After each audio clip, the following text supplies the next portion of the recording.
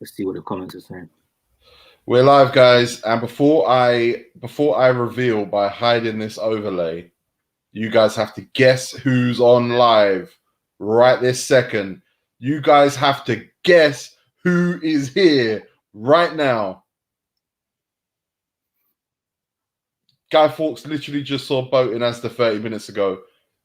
Does that mean he couldn't have got home and got on live? Guess who's on the live right now before I release the overlay. Fuck it. Hey, you were all right. How underwhelming is that? Yeah. Don't worry, guys. We've got a very, very, very, very, very big show planned. Mm-hmm. A very big show planned. I mean, fucking hell.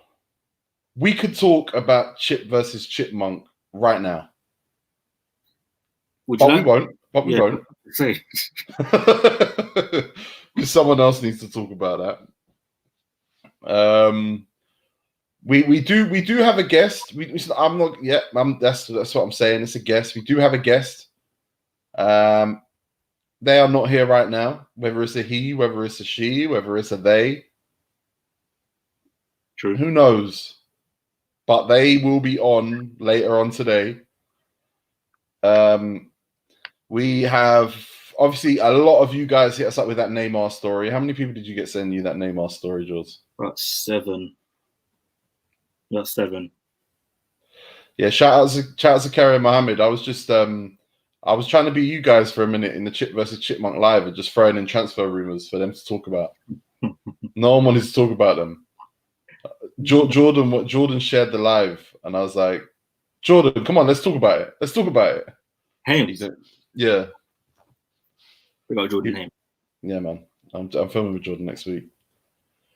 It's not Adam McCullough. I shouldn't have responded to that because I'm not responding to guesses because I said this on Twitter. I would be disappointed if one of you gets it and then everyone's like, I am very excited by this guest.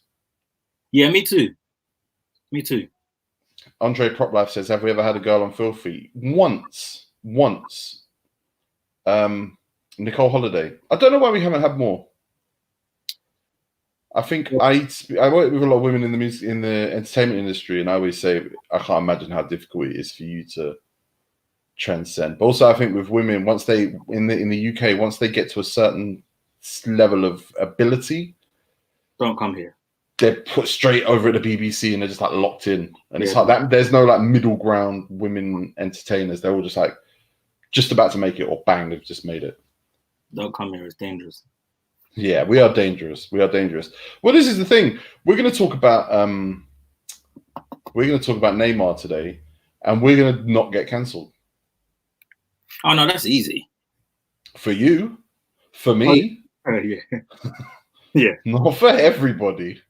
There is stop guessing, please. There's none of those people. There's a very good topic Specs brought up in the chat that I'd like him to bring up as well. Yes.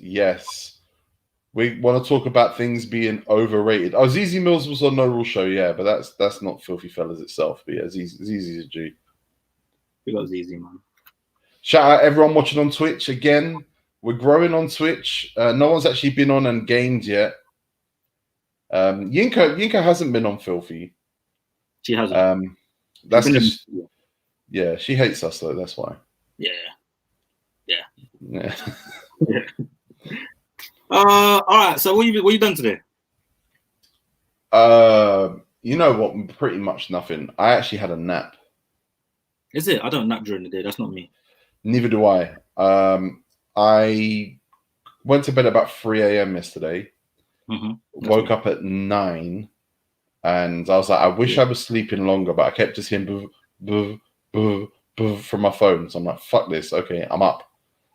Got up and did work. And Fridays are a bit quiet because like there's no shoots on. It's just a lot of organizing.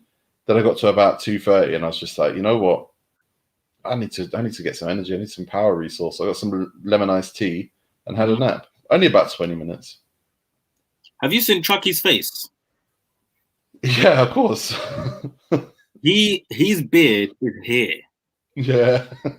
I've never seen that. Yeah, the Magnum's still here. Still here. Yeah. But also today that's what I went to the shop for. Yeah, you're a very Coke Zero man.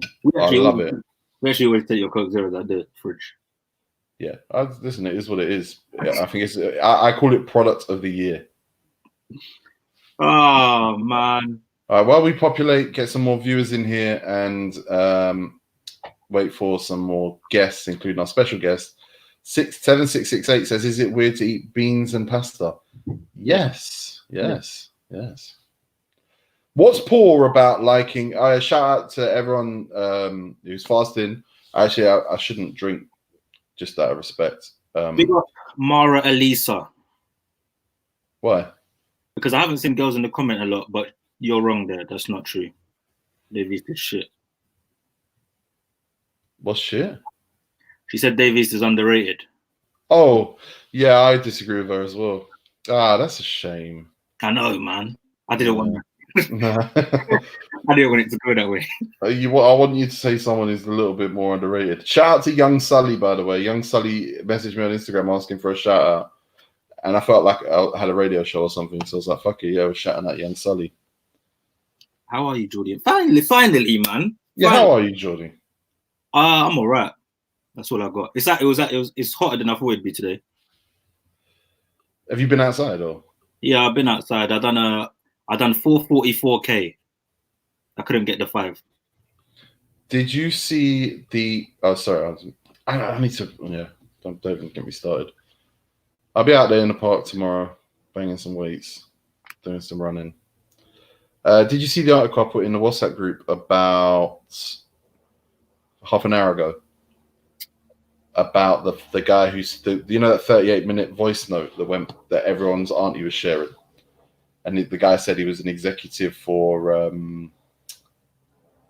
Vodafone. Mm-hmm. It turned out that he was a Bitcoin trader who was a pastor from Bedfordshire. So this is what I mean. That was one of the big ones during the 5G craze from 3-4 weeks ago. Back when people could be bothered to have conspiracy theories about this. This is what I mean, man. First of all, UK pastors. Actually, let me not do that. Let's not do that.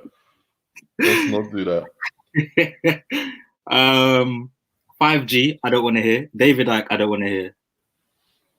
I don't want to hear WhatsApp at this point.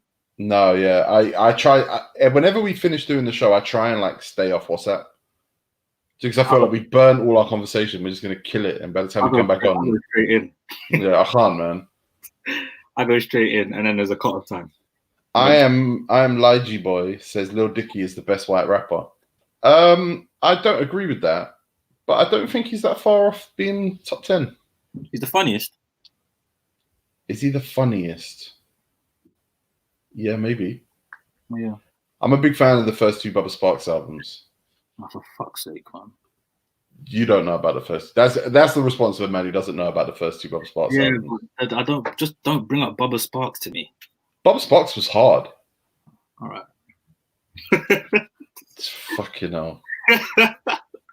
I'm not doing a Bubba Sparxxx deep dive. Come on. Thoughts on Don Belly? Nah. We're not going to talk about Belly. We've got transfer news is coming later, so we'll do transfer news there. Sorry, guys. It feels like we're holding out on you guys, so I don't know. Maybe there's a topic in my notes that we could get into. Luton Town sacked Graham Jones. What do you think about that? Mate, I'd rather talk about Bubba Sparxxx. Yeah, Mac Miller's up there as the best white rapper. My favorite white rapper. Oh, who's your favorite white rapper? Let me think about this. I think it's Mac. His discography is too great. Yeah, if you said listen to one white rapper for the rest of your life, probably Mac Miller. Yeah, I wouldn't be angry at Mac. He's got a great discography. I'll never forget when he dropped his album the same day as Travis Scott at Astroworld. So he was the butt of the joke that day. Yeah. That hurt me because I love that album on the day too, but I just felt I can't tweet. You know what? I've got, I think, 4 signed copies of his second album in a box somewhere in my storage unit. Why? Why 4? Because they were supposed to take them and like give them away, and then kind of just sat in my drawer for years. It's been years. But I remember the other day that they're in a box in my storage unit right now. Who's your favorite white rapper in UK? H. Is it? I like H. You are lying. Who do you think it could be if it wasn't H? Coke. Oh yeah, I like K Coke. I like K Coke. Yeah. UK white rappers are better than US white rappers, I would say. Facts. Yeah. American white rappers usually fucking suck. Coke, you got Benny, Strapsy, Morrison. Oh yeah, Strapsy, come on. Exactly. Strapsy's maybe he's one of my favorite UK rappers anyway. Pot of paper, flipping it. Come on. I'll tell you a quick story about Mac Miller. Go on. I met Mac Miller. I was supposed to meet him once, didn't meet him. Met him the second time. We did some filming with him in, I want to say it was Hyde Park, in one of those little, those little tent things. They're not tents, but they're like little gazebo things. There you go. JK white? I actually don't know if JK is white. He looks white, but no. I think he's he's got Indian or something in him, Pakistani or something. Yeah. He can be white if he wants to, though. There's no rules. So has a pot of paper, I'm sure. Yeah, there's no rules. But yeah, we went to film with Mac Miller in this gazebo. It was a very nice sunny day. And I took Ralph Hardy down there. Shout out Ralph Hardy and all the problems he went through a couple of years ago. I don't know what he's saying now. I haven't spoken to him in a little while. I heard he's doing music now. Okay, that's good. Look, I love to name drop, do I? Yes, I do. I guess I do, but like it just so happens that most of the people we end up talking about, I have a story about, and I got 2.5 fucking hours to fill. But yeah, Mac Miller, he at that point he said that he was clean, he was dry, he was smoking a lot of cigarettes, drinking a lot of caffeine, and we stood in the park and had a chat with him for a video with Ralph Hardy. And I walked away going, this guy's just very, very, very nice. He was like walking around, following ducks, taking pictures. And I thought, this guy just seems like a lovely guy. Seems to be enjoying his trip. He's class. I wish I met him. He's class. He's from Pittsburgh, right? Pittsburgh, yeah. Wiz Khalifa town. Wiz Khalifa town. Yeah, I was just thinking who else is from Pittsburgh. It's Wiz Khalifa. I never met Biggie.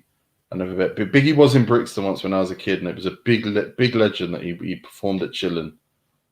Devlin? Never met that. Oh, have I met Devlin? No. Don't ask me my thoughts on them, please. Professor Green, I haven't heard rap in ages, man. Professor Green, yeah. Yeah, he's a white rapper. Socks. Now, here's the thing about Socks to me. Socks used to rap his ass off. Yeah, he did. But there was something not there. I always liked it. I just fell off. I stopped listening. For no other reason, and I moved on. Yeah, but then he lost that clash, didn't he, to Cozzy? Yes. And it was a bit of a howler. Do you know what? I'm going to try something right now.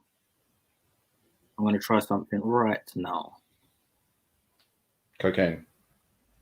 No, I haven't got any. No, thank God. I'm going to try something. Hold on. I'll tell you what, if I find these signed Mac Miller albums, I'll give them away on the show. I'll have a look for them this weekend. Oh, I know what you're trying.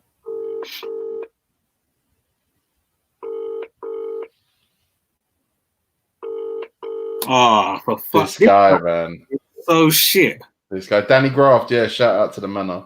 Big up Danny Graff. Big up the manor. That's my people. Yeah, that's good guys. Plan B. Plan B stopped rapping early though. I think he's back though. He's back. Yeah, he raps now. He did a whole song before the election about how you shouldn't let your not vote. Everyone's saying I look too young. I think I look old. I'm over it now. I think you look basically the same. Yeah, that too, actually. English. Oh, Mike Skinner, obviously. Mike Skinner's cold. Great white rapper. See, white British rappers are better than white American rappers. We can all agree on that. That's because there's so many whites over here. Let's should we get into my facts topic? Yeah, Geordie came with something fantastic here. Geordie, talk us through it. I found a tweet that reads as follows: "What is a football fact that sounds extremely fake but is actually true?" And some of the things I'm reading here are incredible. Okay. And I haven't fact checked them either. So okay, we can fact check in the comments. You guys are smart. You guys know what you're doing. Yeah. Well, the first one I read was John Terry has more career goals than Iniesta and Busquets. That makes some sense. Yeah, that makes some sense. John Terry had a season where he scored double digits, I think. Yeah, Norwich finished third in their first ever Premier League season, and they had a -4 goal difference. I did not know they had a -4 goal difference. That's wild. Arturo Vidal has won a league every year since 2011. No way. He actually has, if you think of the teams he went to. Well, it's just Juventus and Barcelona. And Juve. And Bayern. Oh shit, yeah. Oh, that makes me dislike him. It's a bit peppish, isn't it? Yeah. That you were just there. It's a bit peppish. He's like Forrest Gump. He put in appearances though. He did, yeah. No, he's a player. He's a player, but I hate that. I wish we got him, man. These guys, come on, man. Emil Heskey has 100 Prem goals. Emil Heskey was not a bad football player. That's just like we could probably do a psychological deep dive on why people thought Heskey was just shit, but he wasn't. I fact checked this one because I had to. Mark Hughes once played for Bayern Munich and Wales on the same day. What? Yeah. A lot of commenters are like, Mark Hughes played for Bayern Munich, but yeah, on the same day. How did he do that? He had a cup game against Mönchengladbach, and then he took a flight and went to play, I think, Czechoslovakia. Boat is these days, Boat is leaning into his brand as a bully. You can't spell though. No, he said poo rag rather than do rag. You put a do rag on your chin, Boat.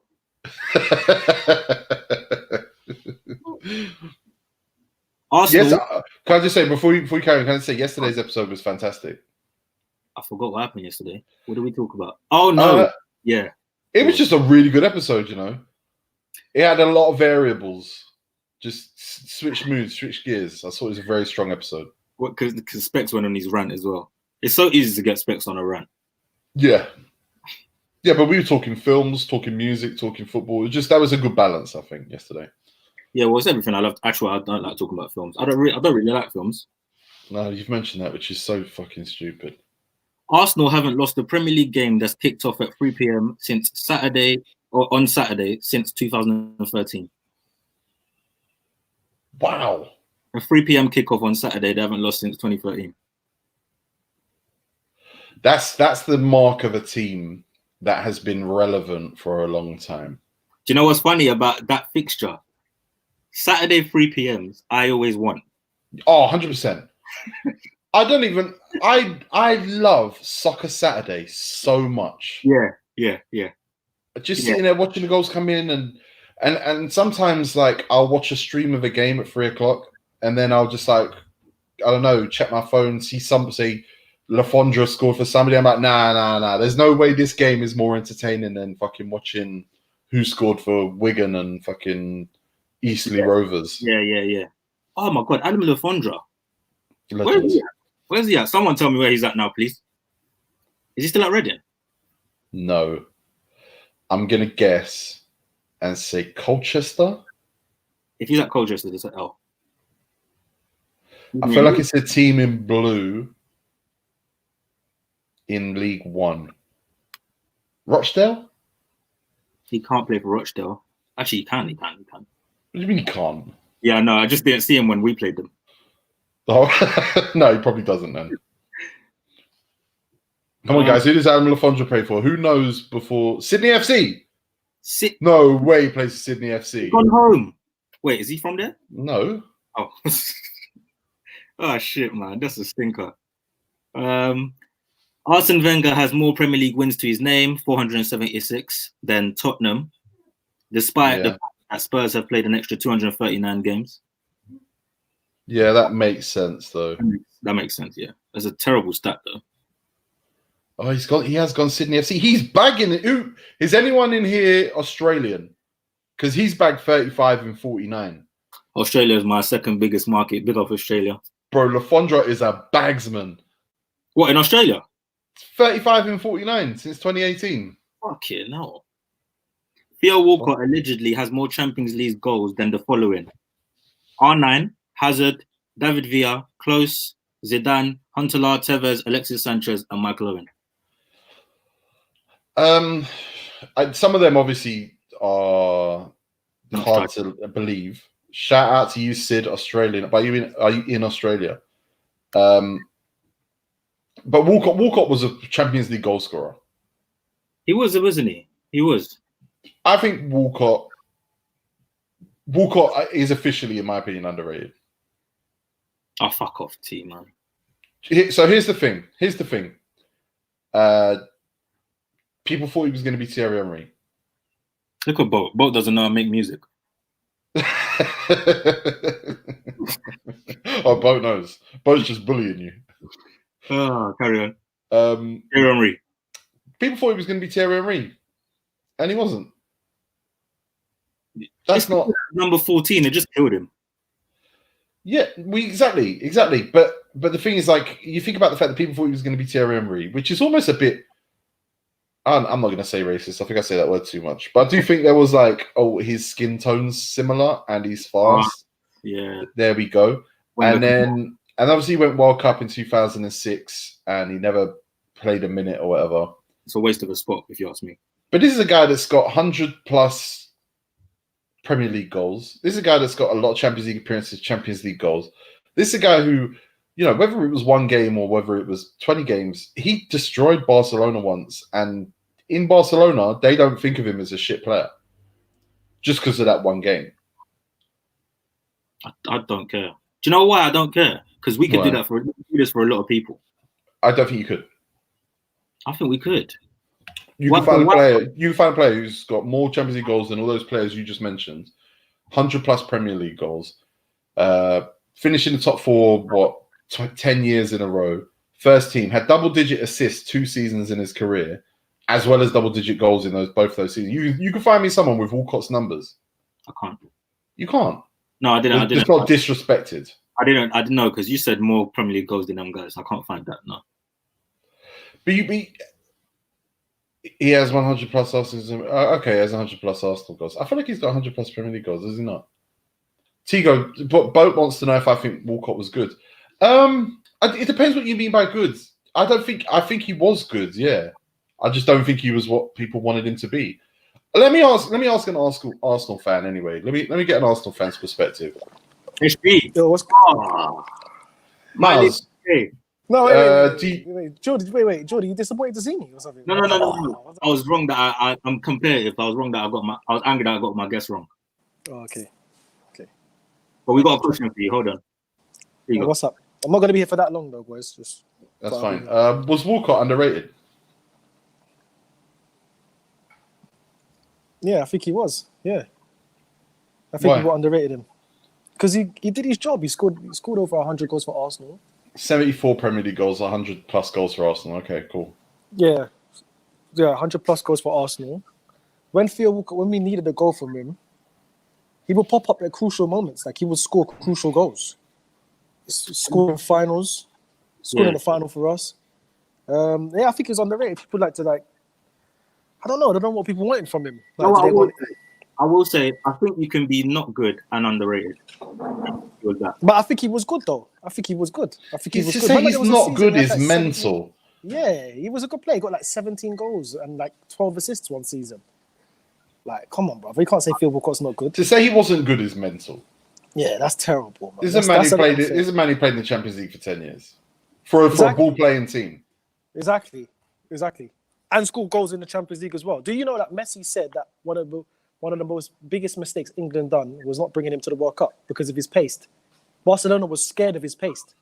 Stop saying Pace. Sorry. Because of his pace. Even Messi said that was a big mistake not bringing Walcott. I think Walcott was scapegoated by England 3 times. I think 2006 when he didn't come on, it was like, you've wasted a place. That could have been Jermaine Defoe. Yeah, that's not his fault. Do you think he's a victim of being a Wenger player then? Because Wenger come under scrutiny. So naturally, not back then. Of course he did. because we had a good team back then. Many years. Nah, we had a good team back then, Jordy. So even when was a team, you didn't win a cup. Yeah, we wasn't because he was a kid though. Yeah, exactly. I was just about to say he was young. He was like 17, 18. How old was he when he left Arsenal? 29. 28, 29, yeah. Yeah, a grown man now. He won trophies before he left though. Exactly. I don't think he had a wasted career at Arsenal, to be fair. I think he did what he had to do at the current climate we was in. Like, we never had money, as they say, but he did well. He had a good career. I don't think he was underrated. This is my point. Boat says Wenger players were named back then. And yeah, I think that's kind of my thing is like, everyone was a ball player and Walcott maybe wasn't that.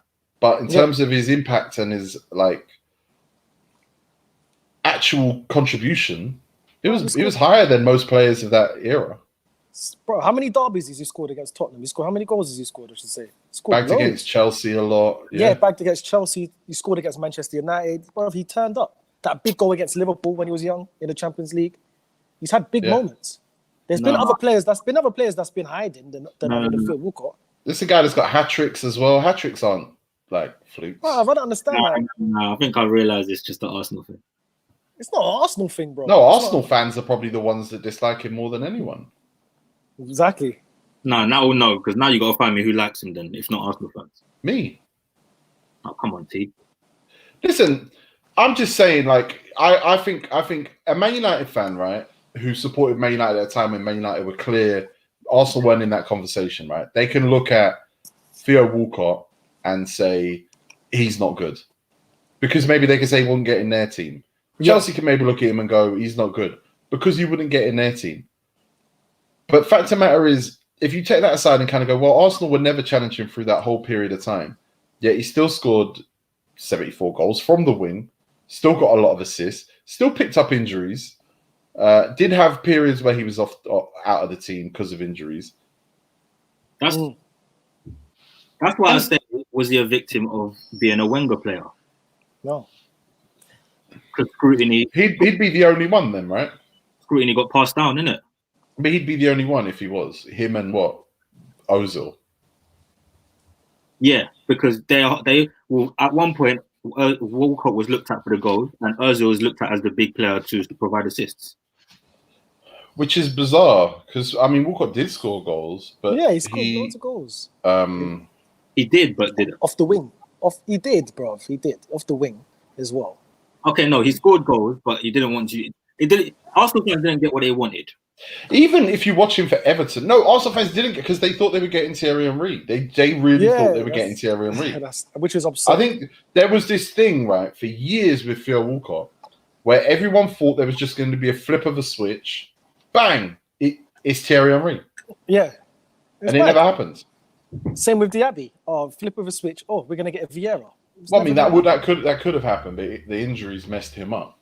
But then again, I don't think it could have happened. Even if he filled his potential, couldn't happen. No, it definitely could have. His potential was definitely to be in the region of a Patrick Vieira type player. I don't think you'll remember how much he annoyed you. Who, Walcott? I think even I watch him for Everton now, and granted, he does not play every game, and an Everton fan could tell me better whether or not he's consistently good, but I see him play games for Everton. I think he's still a decent player. Yeah, he's still And making. Ancelotti seems to like him. Ancelotti has to like him, man. Don't do that. Don't have to. He's got options. He's got other options. No, he has no options. Brother. He's got Boat says Adebayo was 10 there. times better than Walcott. Why would you compare those two? Bro, exactly. That's not comparable, bro. That's two different strikers. Okay, what do you say? Would you say Theo Walcott is better than Nani? Then who? Because the Nani. They were both on the wing. Football player? No. Do you think Nani's successful? Do you think he's had a better career than Theo Walcott? Better career, no, obviously, because of the statistics, but he's a better football player. Would he have achieved as much at a team at the level of Arsenal in that time? Probably not. He was at a very good United team. As Walcott, I mean, not as he did at United. He was at a very good United team. Probably not, no. So if you replace Walcott with him at that Arsenal team. Exactly. What are you trying to say? You're trying to say so wait a minute. This sounds like my Rashford argument here now. No. We could be, but these two players are both out of the game. We've had 15 years of these guys. Yeah, okay. Yeah.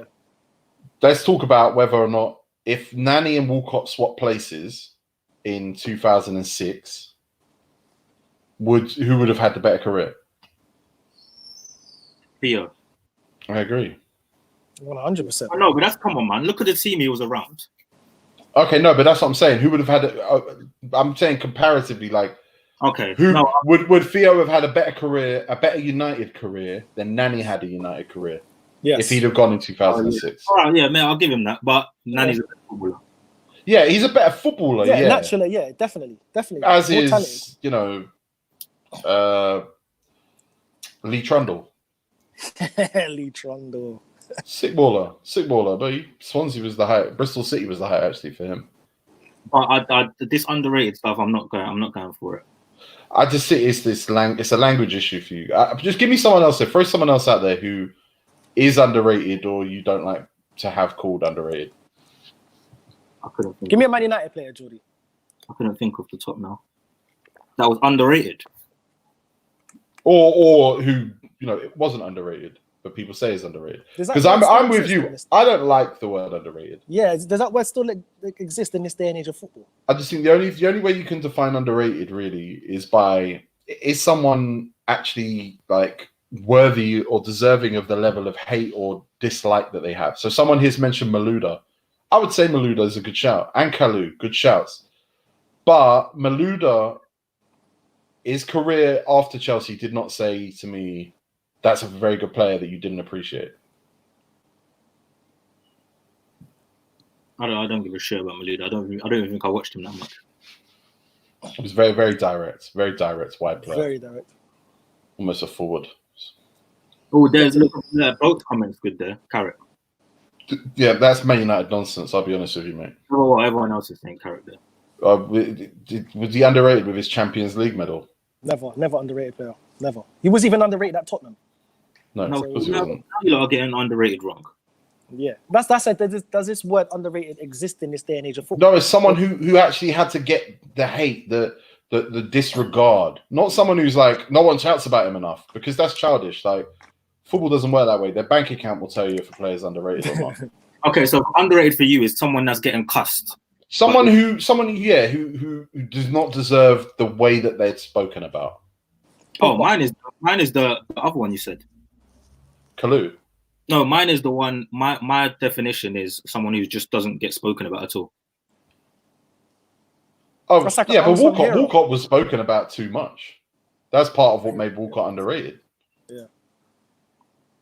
It's like an unsung hero. You're thinking of an unsung hero then, Jordy. Maybe, yeah. Maybe. Or not rated enough, which I feel like is a different thing. I'm drawing a blank now because I'm live. Someone in here's just said Paul Pogba's underrated. Because Paul Pogba's underliked, maybe. Yeah, like when you just said Tigo players that's not appreciated and that's they liked, I said Pogba. That's what came to my head. Like they don't appreciate him. So Aaron Ramsey, Arsenal fans, I remember never underrated. Do you remember? Stop it. Do you remember me talking to you, Geordie, about Arsenal fans Never and been how underrated. and you remember the argument in the office about who was more technical, Wilshere or Ramsey? Yes. And Poet and Specs wanted to fight me because I was like, you guys don't understand the technical ability of Aaron Ramsey. Like Wilshere's technically very good, but And I was backing you, Tigo. Ramsey's got every touch in his locker. He just doesn't use everything, but he's got. And you look at his highlight, his goal reel, and everything. Just go, which part of his foot can this guy not strike the ball cleanly? Exactly. Always. Which would make him underrated. That would make him underrated. But at the same time, you know, his bank account tells you he ain't underrated. I used to be on the Wilshere side, I'll be honest. Never been on the Wilshere side. Not compared to Aaron Ramsey. That's a complete midfielder for me. Yeah. And I'll tell you this. I think I probably told you this before. A teammate of Aaron Ramsey's told me that one of the reasons Ramsey left was that he felt underappreciated by Arsenal fans. I heard that too. One of the reasons he wasn't in a rush to re-sign was that he felt underappreciated by Arsenal fans. Imagine that. And now we're screaming for him. I heard that too. But you got to think, like, you got fucking Sanchez and Ozil got in 350s. I'm asking for a little change. They're saying no, piss off. But that's not even the fans. That's the club. And all I've done, but all of that, you got to factor all of that in. Of course, especially when. What do you mean? How is Carrick underrated? That's so dumb. That is very dumb. He was never underrated at Tottenham, and that's when he was quietly elite. And I'm gonna just say, you want me to name drop? I played with Michael Carrick once. Do you know what I mean? If anyone knows how much of a baller he is, it's this guy. Do you know what? I got a boy who played with Michael Carrick. He said he even had pace. Like he was rapid. Over 10 yards, yeah. Because that's just those quick twitch muscles. Those players. Carrick's never been underrated. Never. He's never been that guy. Yeah, he's always got his glory. He's always got his just dues. Underrated. He was. If he was ever underrated, he was underrated at West Ham because people talk too much about Joe Cole. Underrated makes sense. Is clearly a subjective word. It is a subjective word. It is, but if we just settle on the definition right now. Well, see, you had one, and I thought the other one was right. Well, you said. Let's bring someone else in to break the tie, and someone who thinks he plays like Michael Carrick. Jeez, guys, I'm basically on here on a halal thing. Yes. So no controversy from me, but I will say I'm the best player at FilthyFellas. Harry's gonna piss people off today. I'm not. Look. Let me tell you something, because Tigo's been one of the thorn in my side, yeah. So it all started when I uploaded this amazing video of me absolutely belting it from God knows how far, and you could clearly hear in the comments in the video me saying move because I knew I was going to hit the crossbar. So it all started from there, and then it's like I keep doing things. I score 3 penalties past Leno. I chip him. I wasn't trying. That was class. Yeah, that chip was good though. Lucas Moura touch. I was there for that. Tigo was there. Thank you. Tigo was there. You're keeping up with Hack and Chunks in them, man. Come on. Look at that. So look, I'm not gonna say I'm the best in the world, but I'm definitely best in Filthy. I haven't seen anything from anyone to make me feel like it's not true. You know. Apart from Steve-O's pro career, apart from that. Steve-O, yeah? Okay, cool. You know what Steve-O is? Steve-O is those guys that did play football for a professional football team because you can Google him. He's there. Steve-O's played football, but he hasn't got it no more. So the day he probably got sacked was the day his football got sacked as well. Do you know what I mean? But who else? Dan loses all his games he goes to. I mean... I've got questions about Dan, I have to say. Is it? Yeah. I don't think he's a baller. He's not a baller. Dan talks a good game. Yeah. He's all about this over the ball tackles and elbows and headbutts and terrible. He bottled it when I tried to get him to come exercise at Selhurst Park. I got questions, is all I'm saying. Yeah. Tigo, you've got good questions actually, because I mean, there was a time when Dan, suited up, wore a suit to a semi-final or a final, I think, and had a howler. Yeah. So it's like, who's really good here? I know. Miles has done something at Emirates, so you know. Well, no, Dan played at Barcelona. To be fair, he played at Nou Camp. Yeah, what? Okay. Yeah. What, Johnny? You don't know about Cesc Fabregas at Emirates? So, and that's why you're rating him. No, I heard. I didn't say I rate him. I said I heard. I am a baller. Yeah, I'm a baller. Baller. I know it for a fact. But yeah, I don't know. I don't think you're great, Dan. Harry. Oh my god! Do you know what? When I was a kid, when I was young, like when all the other kids was good, I wasn't good. But I was. Harry, your height puts me off. I wouldn't sign you. Do you know what? Not for That's what they said about Yaya Toure. Barcelona ended up selling him, and then he ended up having one of the best seasons a midfielder's ever had in the Premier League. So do your thing, man. Do what you got to do. I know the fact that they said that about Yaya. Not when he was on trial at Arsenal, didn't get signed. Not when he was at Monaco. But no, when he left Barcelona after the Champions, all of that. Yeah, do you know what? Though, yeah? Winning all them trophies. I can't lie. Tall football players are usually dead. I'll be real with you. Like the tall football players are usually dead. They're usually players that play Sunday League football. When you lump it forward to them because they got strength, they score 4 goals in that game. But I was never those players that I remember one time, I got signed by some team called Nottingham Lions. It was Kent League, yeah. And then we was training first game, and then like when you're doing like free kicks and whatnot. So I've whipped it, top bins, gone in straight away. They've gone, obviously my team was predominantly white, so they've gone, stick him on the free kicks. Make sure he's on the free kick. So as things go, obviously, a free kick happened now. Absolutely fluffed it. Didn't even get over the wall. They said, like the next free kick came. I didn't even go to the free kick. They just said, it's a fluke. He's one of them ones. Now Harry's telling me he's a set piece taker. I know, yeah. No, I said to you, I had dead ball specialist. I'm not. But one thing I can tell you, if you ask me to hit something, I'm gonna hit it. Like full goals. You heard full goals with Cristiano Ronaldo story. You've heard that, innit? Yeah, I heard that. Yeah. I read that as a meme. Harry, what's your position? I'm a centre midfield player, bro. Yeah, but I'm probably I can't see you pivoting. If I post a picture on my Instagram and say, who has kicked balls with me, look at the comments. Just look at the comments. Because what else do I need to do? Do I need to actually get signed as a performer? You know what we should do for the followers? We should actually have a filthy game. Well, we talk about this every day. Every year. No, but Tigo, this is where, because we've got time to do it now, kind we of. need to do it. We got time. No, I mean, we ain't got the law on our side at this point.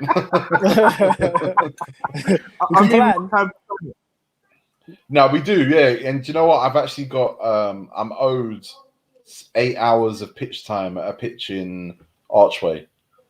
Ooh! So I'm thinking about splitting that over 4 weeks, 2 hours, or maybe even 8 weeks, and just doing 8 hours. But our football's a bit long. Harry don't got agility. Remember I said that. Do you know where it is though? Yeah, I don't want none of you lot to clap for me when it's all said and done. I don't. Actually, Tigo, can I have this footage, please? I need this footage because I'm gonna just upload it all the time. But you know what it is. I think what it is just that when you're known as a comedian or entertainer or whatever, people just think you don't have a touch. But I'd like everyone to just go on YouTube and type in Harry Panera football, and it does. I've seen your touch. You got a touch. Yeah, I'll give you that. Light. It's a light one. It's a light one. That's about confidence and anticipation. I get that. Harry won't give you anything. I give it to Tigo because he's the most consistent at telling me that I'm dead. Yeah, it's that one. It's that one where you hit the bar wearing that Man United shirt. I just don't think it's real. The skull. Tigo, I'm fasting right now, so I'm not in the. I can't lie. I promise to God, I meant to do that. Like, okay. God strike me down if I'm lying. I actually meant to do that. Because now I can't say you're lying. No, yeah, I'm not. I would never lie about something like that. Like, for example, I feel bad eating on the live. Lucas Moura's touch on God. Philly stitched me up, and I don't know how I did it. I've done it. But I don't know how. I promise you, come on, out of nowhere, bro, and I had to run to it as well. Amazing. But yeah, so yeah, he's it's just a good one. But yeah, don't worry, it's soon coming. Filthy match. And it's gonna be a mad. Mitch in the group's asking if you got 90 minutes in the tank. Listen, 90 minutes is a long way away from where we are right now. 90 minutes is long. I played 90 minutes at the Emirates and I was 15 minutes. Miles, you need to relax. I heard that you were rolling sub and you were off more than you were on in that 90 minutes. Nah, I came off once. Everyone had to come off once. Oh, okay. I hate and Jordy, I'm the kind of person, with the roll-off thing, I didn't mind coming off because we all come to play on the Emirates. So I don't mind. Like, come on and get a game. You know what I'm saying? We're not pros here. Like, we're all here for the experience. So just come off, and then that's it. And then came back on. It's not what was that? Who were you playing? No, I was just playing against each other. It was a Puma day. Last day of Puma, basically. That's a penalty, isn't it? Yeah. Yeah. It was like retailers and some influencers and stuff. It was good, though. It was good. But one thing I'll tell you, you can't shout at the TV anymore, get back. Because, bro, the pitch is massive, Jordy. The Emirates pitch is... Emirates. The corner flag is on the other side of the world, bro. Emirates doesn't look wide, though. It looks wide. Yeah. Bro, bro. But that's why if you're a football player, you know what position you need to be in. But hey, who am I to talk? I'm just because really and truly, a centre midfield player shouldn't be all over the place. You should, Nah, no way. But I'm just saying when you got us football players know what it is. But hey, when you're attacking and you got to get back, bro. Getting back just seems so long. I never tried. Massive. I never tried. Have you not ever played football? Yeah, and you're running so much that you hate football. I never. Yeah, 100%. Yeah. Being a centre midfield player, you'd know about that, Miles. You didn't answer, so I know it's not bad for you. I played with Miles. Miles doesn't see the Miles pitch. is a CM. Miles is a bad CM. Miles is a CM with no peripheral vision whatsoever. Too much ballers. I've been around too much ballers, played with too much ballers all over London. All over. There we go, Miles. No, I'm just being honest. I played ball from when I was like 17 all the way every day, consistently, like 3 times a week, consistently. Yeah, was it you that told me you didn't play football until after school? Huh? What do you mean? Like you didn't play school football. You started playing games after school. Yeah, we all played ball, like all the man them from like year 7 to year 9. That's when we was into ball. Then after that, from year 10 to 11, man was just on P's and girls and that, innit? So we stopped playing ball. And I got back into football, like, permanently after, like, when I went back to college, first year of college. I'm a big fan of how... Westway. I'm a big fan of how Miles glamorizes his money making in year 10 and 11. Oh, money ups all day. That's how I bought all my records. What was your hustle? What was your hustle in school? Money ups, bro. That was my hustle. Money ups, Harry, bro. Honestly, it was legal, man. Then, by the way. Yeah. No. My money was asking my dad for money, to be honest.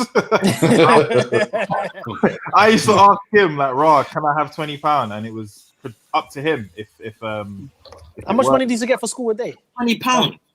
No chance. My dad's from Sierra Leone. No way. Immigrant. I think I got like £2 a day. Yeah, I got £3 a day. One guy in my school, you got £3 a day. Yeah, £3. That was a struggle, bro. There was man in my school was getting tenors and fivers. Nah, £3 a lot. Your mum and dad was there. I remember there was this guy in school. Did you used to get dinner tickets? Yeah. So there was this guy in school, but no one knew what he looks like. And I remember the first 3-4 weeks when they would call out for the names to give out the dinner tickets, his name would never come up, innit? So I was that person for the whole year. I remember there was a specific year, I can't remember what year it was. I used to always take the dinner tickets. So on top of the £2 my mum would give me, I'd save that and just use it in school. That's what I'm on. I sold dinner tickets, cookies. What do you need? My school was that didn't really exist because everyone was allowed out of school at break time and lunchtime, and there was a shop in the school. So yeah, that hustle didn't really exist in my school. Yeah, we used to break out. Both said primary or secondary. If you had a hustle in primary school, you're a bad boy. Yeah, stuff. Yeah. My boy used to sell what is it again? The lollipop with the chewing gum in the middle. What? And man are buying that? Man are buying it. There were bonbons or something. I think there was like 12. I know what you're talking about, but I never knew the name. I never knew the name of them though. You know I'm talking about, Harry? Yeah, I remember those. Man used to sell those. £3 a day in Northwest is a lot, Miles, you know. Yeah. It's a lot now. You know what, Geordie? I £3 a swear day. on my life, when he said £3, that £1, because 25p goes further outside of South London. So, bro, listen. If you're talking about Panda Pops 25p, if you got £3, you're getting a 50p drink. It's not even like you're buying more. You're just upping the levels. Yeah. Do you know what? Coming out my crew, like I said, at my boys, I was probably the brokest one because they were getting 5s and 10s, bro. They had like notes. Oh yeah, Remember the MC? Harry, not Harry, Geordie, J Money. Yeah. That's man gave him that name from school. He went to my school. We used to call him. His name's Jay Jordan, innit? We used to call him J Money because he always had P's, like 20s and 10s and 5s and shit. Like, Boat makes a good point here. He didn't have a hustle in primary school because he went to a private school, which not a lot of people know. Boat went to a private primary school. Oh, is it? Mad. I feel That's like why he's I feel like sharp. time. I can tell. That's a waste of time. Shouldn't you go to a private secondary school? Yeah. So basically, your mum and parents said, "Okay, we're going to put you up there for the first part of your school life, but then we're just going to bring you back to reality. They were going to humble you." Yeah, I had a meeting on his 11th birthday and went, "Listen, was that worth it? Was that worth it? Is it working?" Nah. Send him to school with school. Badri Segal said I went private school. No, I went Alan Edwards and Pimlico. Oh, Pimlico. Wow, look at this. Pimlico was like bad breeds that were very intelligent. Yeah, it was a weird mix because of where it was. There was like the rich kids, there was drama kids. Like Westminster. It's like near there. It's in Westminster. Yeah. Okay. Yeah, but because it's like just over the river, there was a lot of guys, Peckham, Brixton, Camberwell. Had a few man from Pimlico that came to my college in St. Charles Grove, where Dan lives. You know what? Sorry, Bo's got an update. My parents loved me and they got broke. Keeping it 100. They gambled. I rate that. A lot of South man came to college in West. I don't understand. I don't know why you came all the way to West. It's close. It's close. There was loads of them, bro. Like me as well, yeah. Our chicken shop was probably Morley's and whatnot. Did any of you not? Yeah, we had go to like restaurants in secondary school. After secondary school. Restaurants. No, shops. Yeah, because like the reason why I'm saying that is because kids of this generation they go Nando's after school. Yeah, that's nuts. Harry, thank you for bringing that up. Thank you for bringing that up. Insane. Yeah, because that's what I was asking. Because when I see the kids, I'm like, bro, I used to go Tennessee Fried Chicken, Morley's, and that was like we went Sam's, bro. McDonald's, you know Sam's. Yeah. There's bro. Once after school, me and my friends, we were in Brixton, and we went. But some of them went McDonald's, some of them went Pizza Hut. I didn't eat McDonald's because I'm vegetarian. Didn't eat McDonald's. I went to the Pizza Hut, but I was late after other people went there. I was like, let me go over there. Went over there. Do you know what the man were ordering? Garlic bread.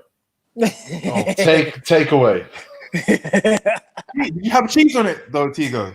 Nah, not even. That would have been an extra, I don't know, 35p or something. Bro, I do, and when I'm in Nando's like at lunchtime for work, and I see 20, 30 kids in school uniforms, I'm like, what the fuck? Even the fact, obviously, things have changed and there's more money available, but in comparison to what we used to eat, it was terrible.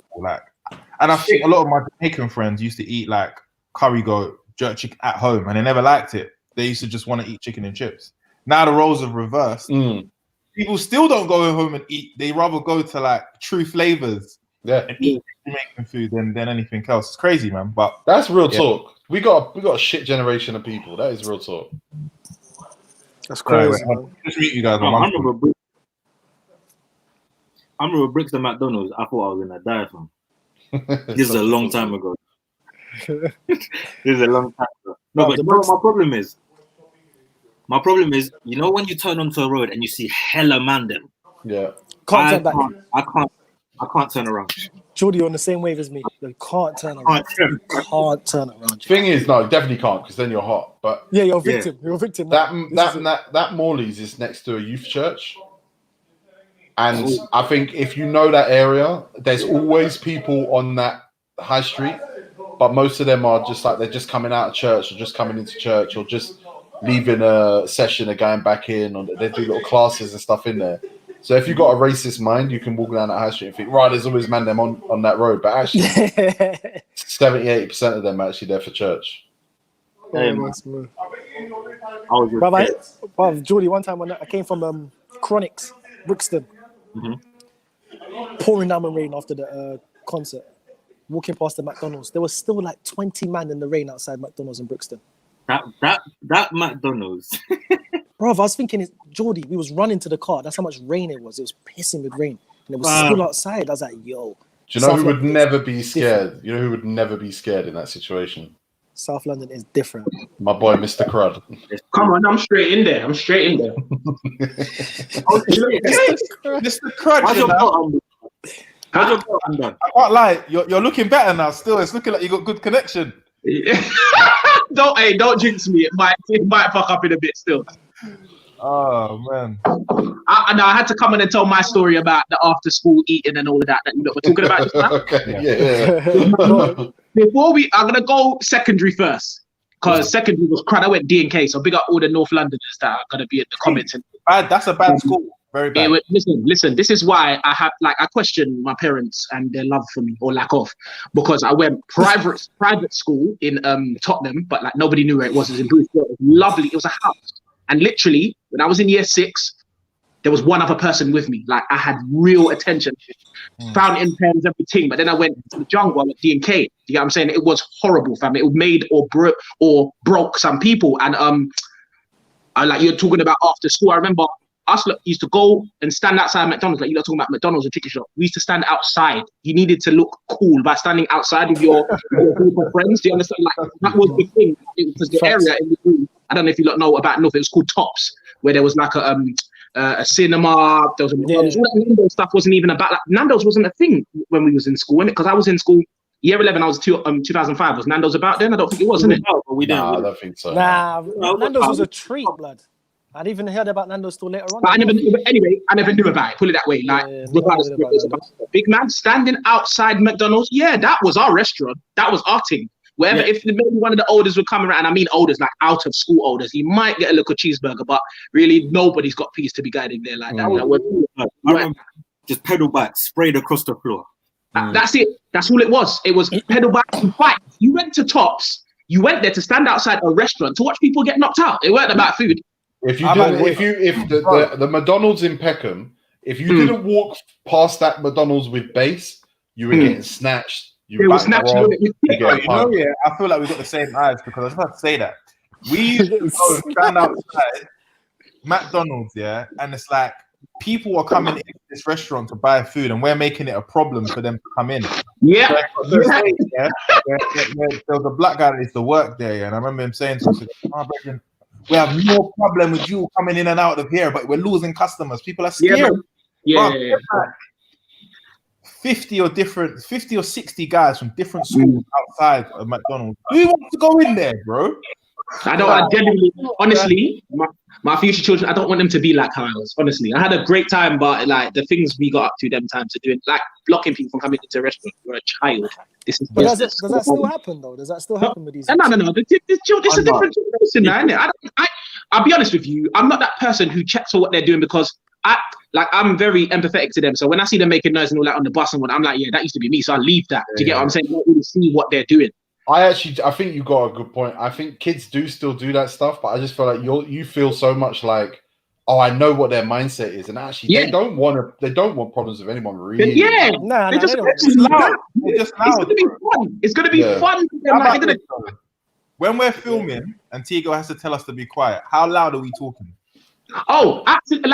I'm talking over everybody at the same time. I can't hear any of you guys. So you can only imagine what the kids are doing on the buses. Yeah, so you know what you mean, bro. Yeah, I remember how I used to get on buses, and back of the bus. Yeah, like I don't have parents, because I'd live as if like some of you lot don't walk past my mum and don't know that. You know what I'm saying? I used to behave mad, and it's like I knew that I shouldn't be doing this, but I pray my children. It's Jamaicans. I blame the Jamaicans, because the Jamaicans have been unruly all their life. Simultaneous. I tried to be like them for time. Stand outside Brett Cross. You know, your mum reminds you that you're from Africa.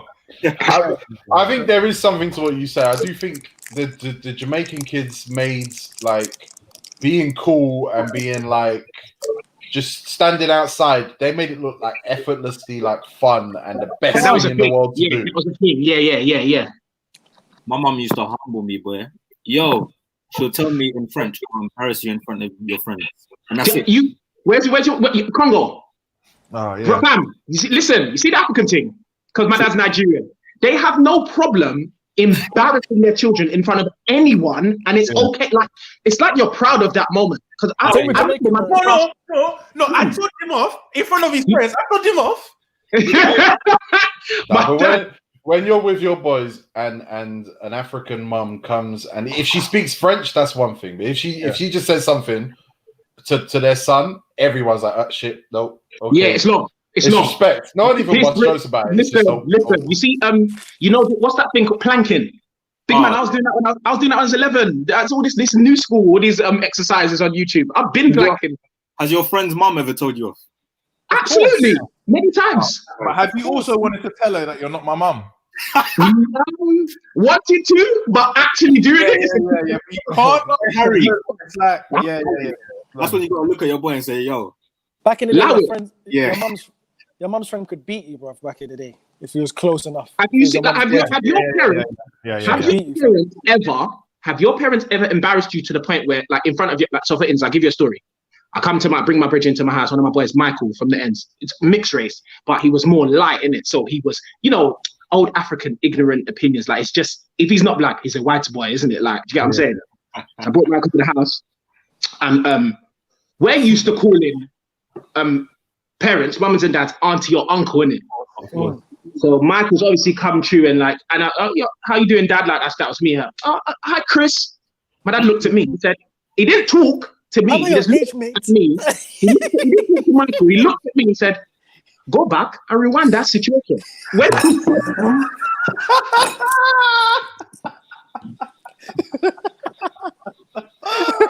Do you know what he did?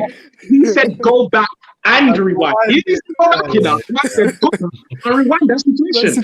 You're making me look like an idiot right now, because I'm going to get in trouble when Michael's gone home later. That's going to be 100%. 100%. Don't bring him back. You can't. My dad was hard, but it was like, okay, he kind of understood, we're in the West Side, but still there's certain values. So he allowed me to, but it was like, do it properly. Now, one of us, we're going to say, like, what, you're not going to group me? And we're probably going to run to your job and then carry on. My dad said, no, go back and rewind that situation.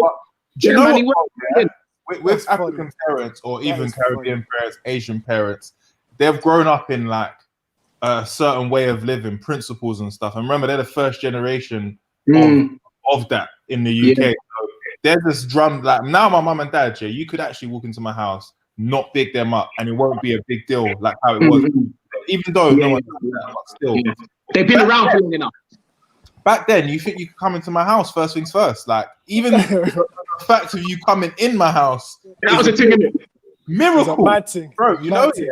During my my whole childhood, I slept at my friend's house once up until the age of 18.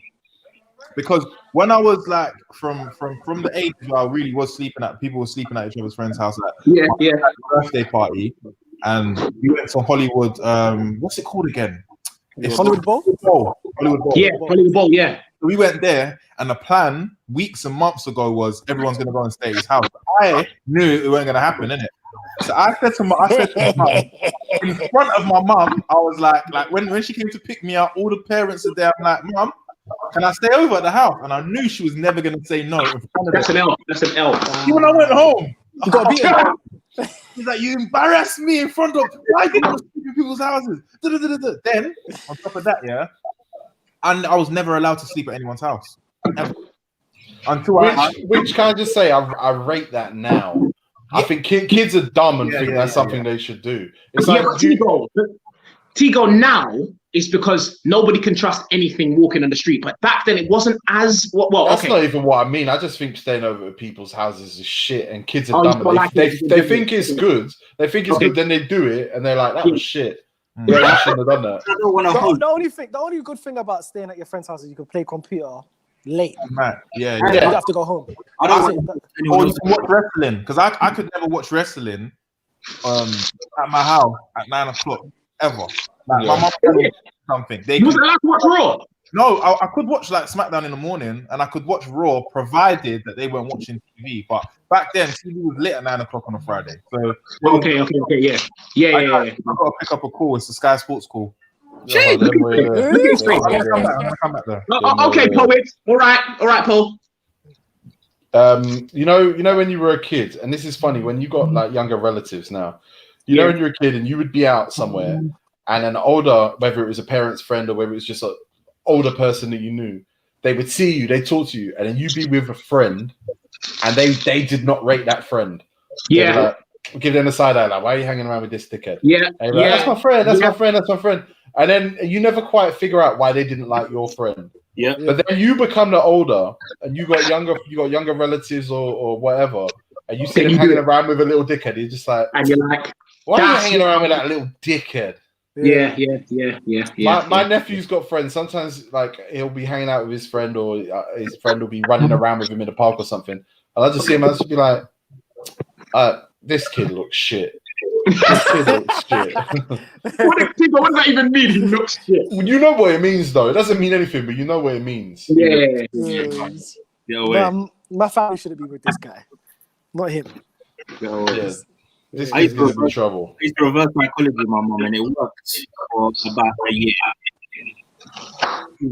How'd you do that? I don't know. I'd go, Mom, can I? Actually, no, I'm not going to say that. Someone's echoing. Hold on. Who is it? It might.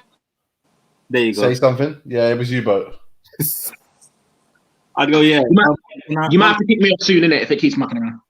Go. And then I'll go, oh, never mind. I didn't say no anyway. Like, no. What is it? 100%. But your parents will get onto that. Your parents will figure that out. She got onto it because I started getting, my request was small. They got bigger and bigger the more it worked. Yeah. And it's like gambling. People in the comments think I can't relate because I didn't grow up with Asian or African parents. That is true. But I grew up on an estate, and it takes a village. Yeah.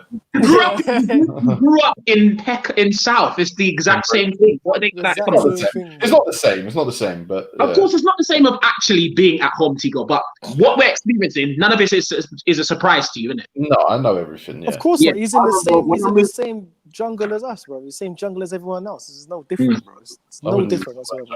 When I moved to Essex, all the concrete. Sorry. All the black kids used to come and move over to Essex, like after me. I'll go chat to them first. Like, yo, where you from? Where you from in London? Everyone says Peckham. They're lying. They all say Peckham. Yeah. Oh, that was my favorite thing in school when people would be like, "Where are you from?" And they'd say Peckham. And Peckham. Like, how can I prove that this isn't? Jordy, did you ever? Do you remember Because I don't know if you're like just a tad younger than me. Did you go through school when it was not cool to be African? Yes, but it shifted. I was in the middle of the shift. Okay, see, I went there. So I'm 31. Younger than that, yeah? I'm 25.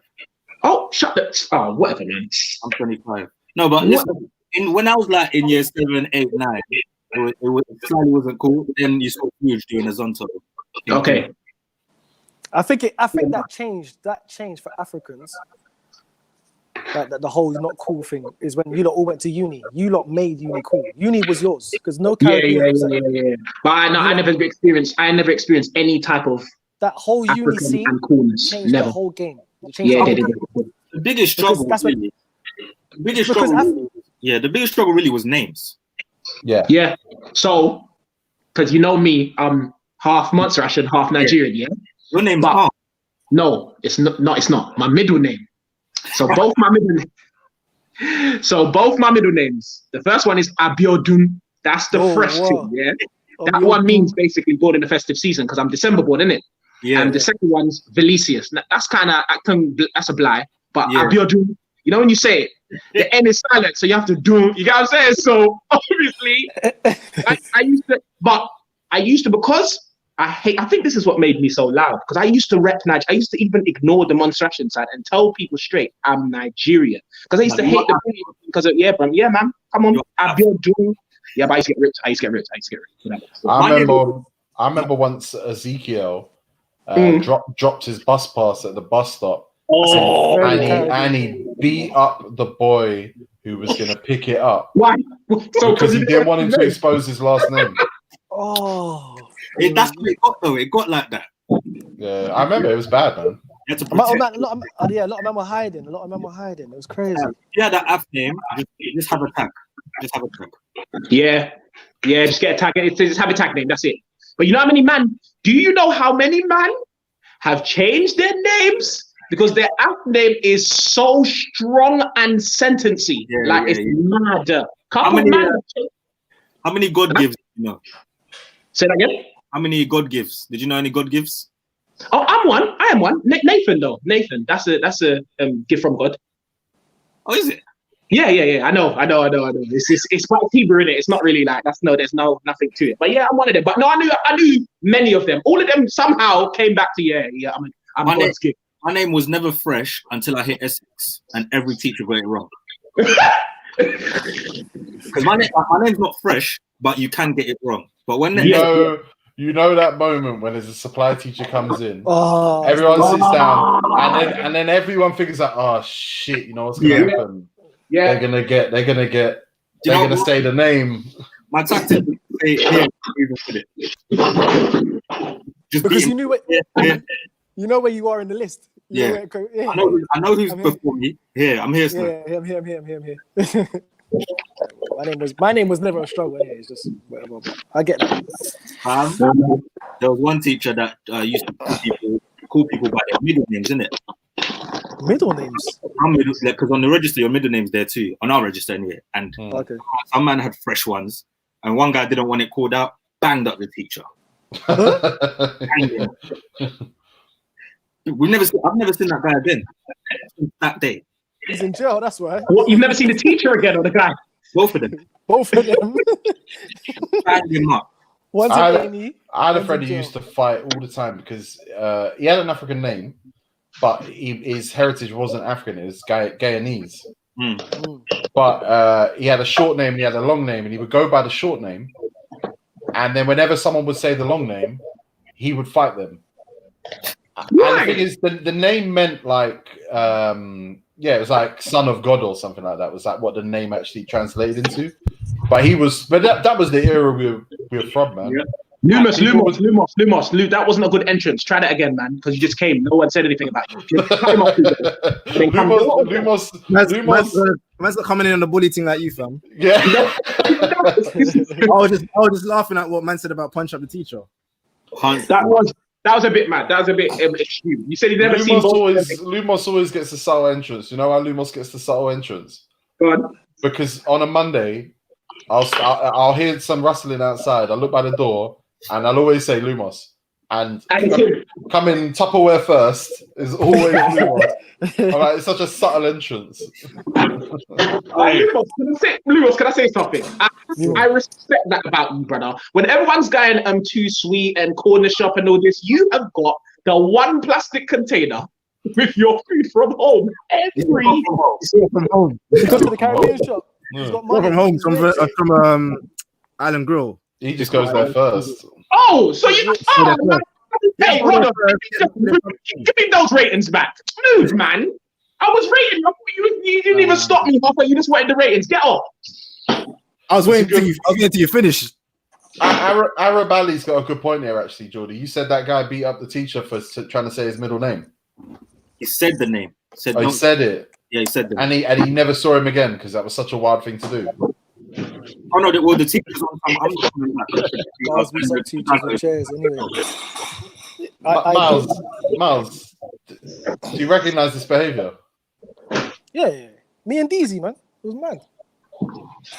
Hey, Miles. Can I please? I want to. Can you hear me? Yeah. I want to ask this question, Miles, because I ran a joke about it on Filthy. Yeah. I want to know if it's true. Word on the road is that you got kicked out of school. Is it school or college for stealing from a vending machine?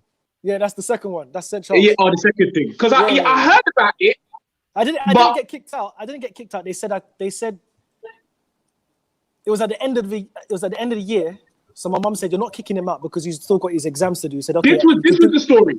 You can do his exams. You can do his exams, but you can't come back. Basically. All right, tell me if this is true. So you're in class. Boom, boom, boom, what's happening? Nah, it was lunchtime. Lunchtime. Okay, so a teacher's left or something, and then you've gone to the vending machine, like, yeah, boom, boom, boom, doing your thing, because it wasn't coming out. I think someone was trying to buy something, and you was trying to hit it, and get something out. I think you got a couple things out, but when you spun round, there's a teacher right there on you. Fam, you know what happened, bro? Say like we're in the canteen, everyone's in the canteen, and I think, you know what happened? Someone threw someone into the vending machine, innit? Someone's play fighting, and all the drinks came down, all the Lucozades came down, innit? So obviously, the way how the vending machine is, when you put your hand in, you can't take them in it because it's stuck. Yeah. So everyone's trying to take a drink. So I'm there trying to take a drink. And my brethren, never forget my boy Jamal. He's coughing. I can hear him coughing. Like, Miles. I say, what's wrong with the man? And so I turn around. Everyone in the canteen is just standing there, just watching me. The teacher was just watching me do it. And he said, "You stand there." I was like, Did you get kicked out? God. Be honest. No. They said you can't come back next year, but you can finish off the rest of the year because it was at the end of the year. I had my GCSEs. I'm gonna go back to my source, Miles. I'm gonna go back to my source if this is true. No, seriously, I got to finish. Right, let's miss this whole story. Fuck's sake. Okay. No, you're not wrong, bro. They just said I can't come back for the next year. I was at the end of the year, innit? So my mum was like, "No, you're not kicking him out. He needs to do his exams." What year? Cool. It was my first year of college, and that's when I went to Westminster Kingsway. That's when I went to another college after that. I just need to make an announcement. Talk to us. That I hyped a guest appearance for today's show. I gotta go. And yeah, he's not coming on till Monday now. Yeah, that's sick. Because I'll be We're not gonna ruin who's the guest. I just spoke to him, and basically he has to switch to another device, which is at another house. He's not going to get there in time, so he's going to be here on Monday, which is fine because you guys didn't need a special guest. Look, we got Boat. Come on. What'd you say? We make. Yeah, what you did? Yeah, what are you making, Boat? Bolognese. So, mince.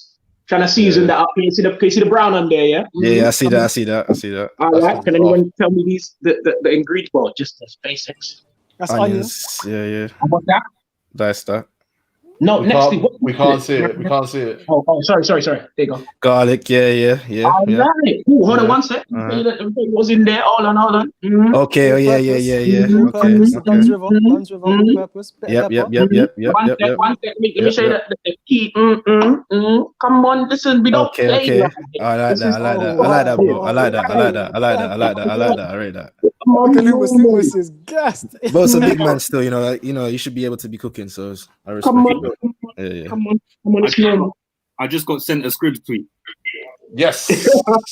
How can you cancel my cooking lesson for that? Go on. Sorry. Big up Supermote Zero who sent me that. It goes as follows. 34 minutes ago, this is. Oh. When babies cry, I just stare at them. They usually get the picture. If they don't, I start crying too. See how they like. They usually don't. Oh God. He's the best. Oh, this guy is something else, man. Seriously. He's a genius. Because he's probably telling the truth. Hey, Mikey Mike, definitely that much garlic, mate. Yes, definitely. Say that again. Someone was questioning the amount of garlic you're using, and I'm saying, yes, that much garlic, mate. And them, they're telling What to them? Need the garlic, bit. Please let me care about them. Come on. Educate the viewers. I love Mars, bro, in a bit. Peace, man. Keep working and not risking my fucking life for this place. See you later. Key worker. We got to keep working. You have to clap for them still, car, you know? Did you see that? Did you see that news story that I can't remember who put it in the group that someone got shamed on Facebook for not clapping for the NHS? I didn't read the actual article, saw the headline, but yeah, like Like for you said, not clapping for the NHS. the Karens are at work. I've only clapped once, and that was because our stream overran and it was going on outside, and we were like, "Come on, let's do it." Yeah, I'll be honest. On Monday, it came out of nowhere, and I heard pots and pans, and the numbers were low. Why was it on Monday? Whatever day it was. What day is it? Thursday. Friday. It's Friday today. No, the day when they do the clapping is Thursday. They do it on yeah, Thursday. yeah. Maybe it was yesterday. Yeah, it was yesterday. Yeah. I lose track of days these days. But anyway, yeah. So there's like 2 or 3 people out there.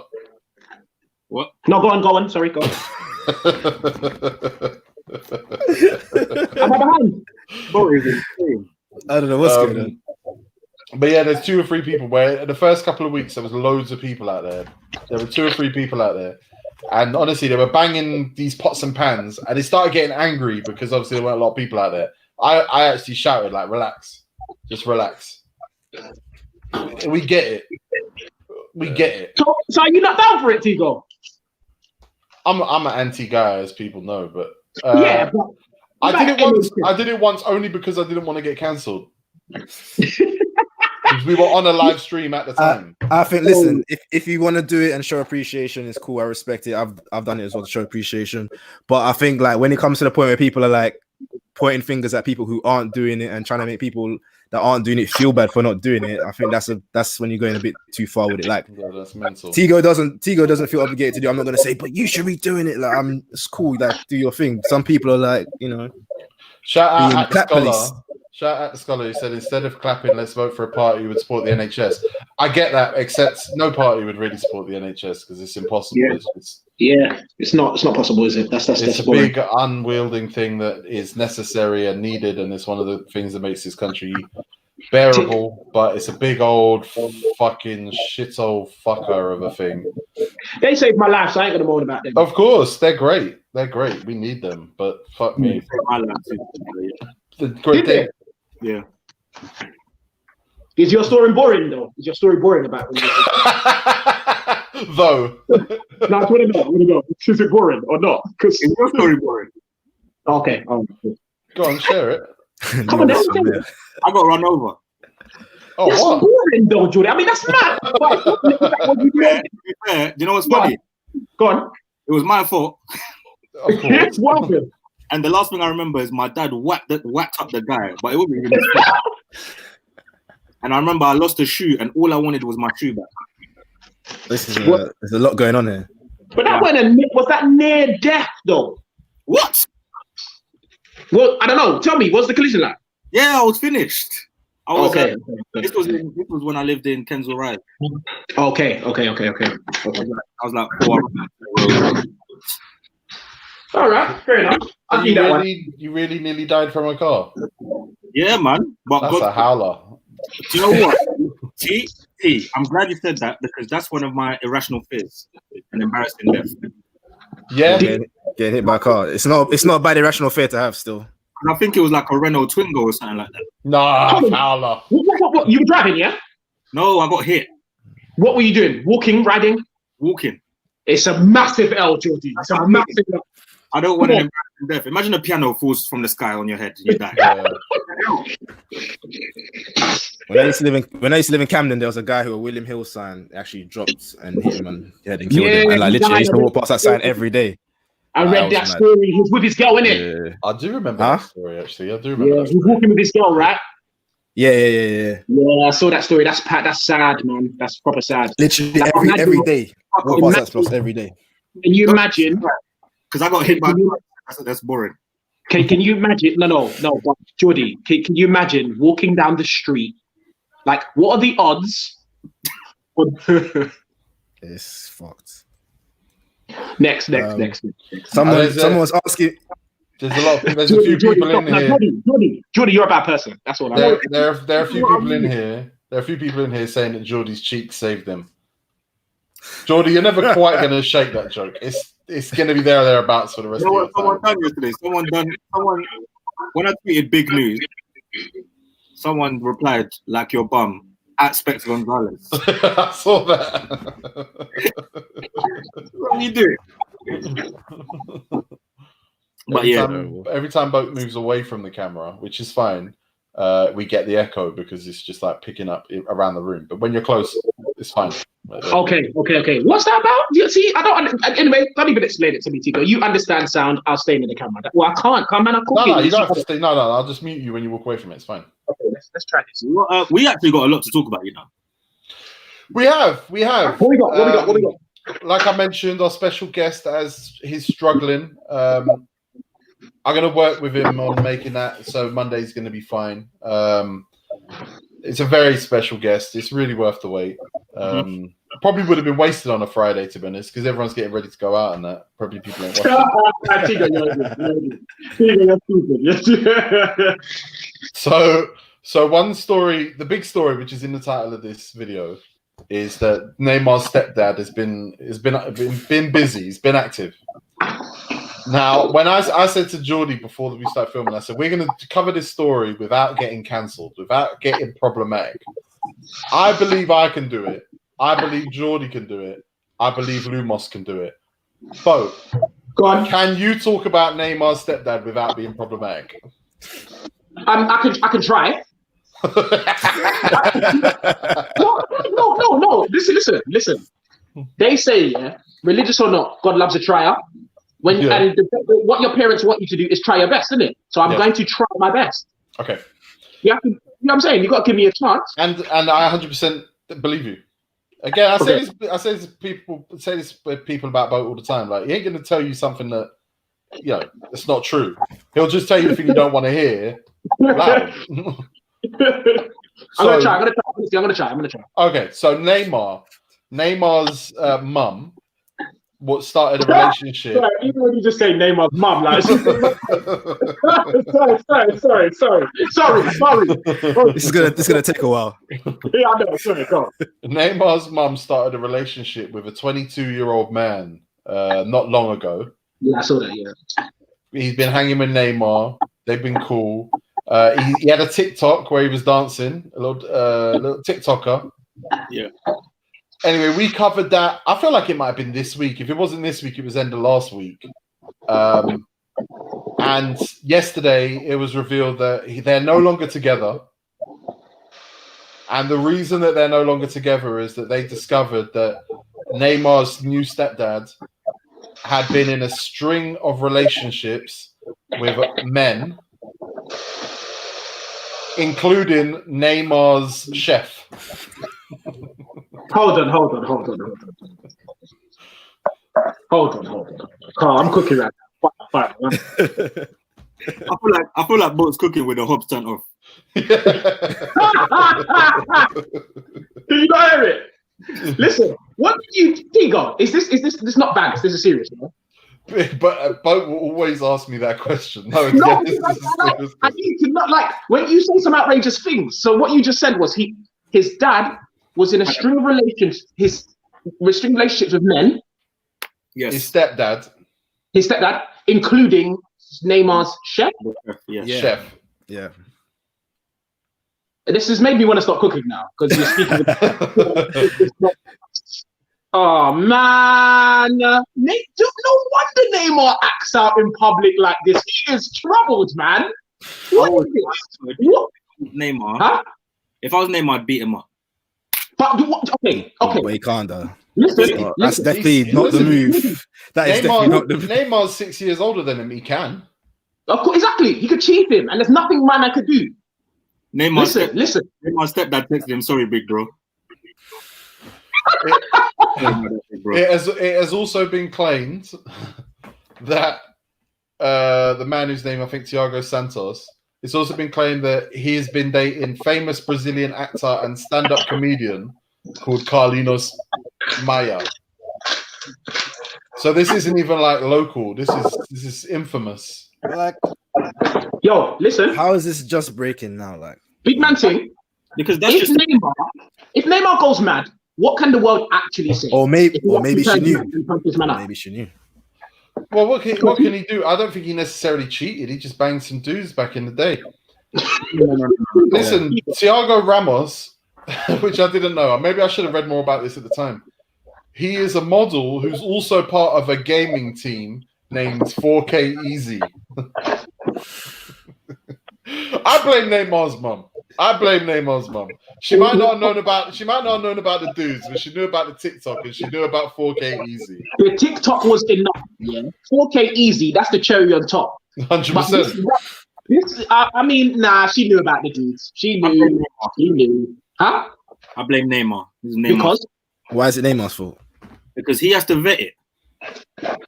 He gave his seal of approval. He commented on her Instagram, and in Brazil, apparently that meant Neymar's finally accepted that she's in a relationship with this guy. And his dad commented as well. Yeah, but then that's why he's in a relationship with his sister. So it's all mad. It's mad over there. It's crazy over there. The incest is mad. What's the situation? I don't know about that. What? The views held by boat. I didn't say that. I know what you're not trying to do here. I don't know what you're trying to do. I know what I'm trying to do. But to be fair, in Brazil, that just sounds like casual Tuesday news. Shit, man. In 2017, Thiago sent a message to Neymar that said, Neymar, you are fantastic. I don't know how to explain the emotion of being a fan of a guy like you. I hope to see you playing, and I'm very motivated one day. I hope to read this message with you, be your brother, and play together. Be your brother. Play together.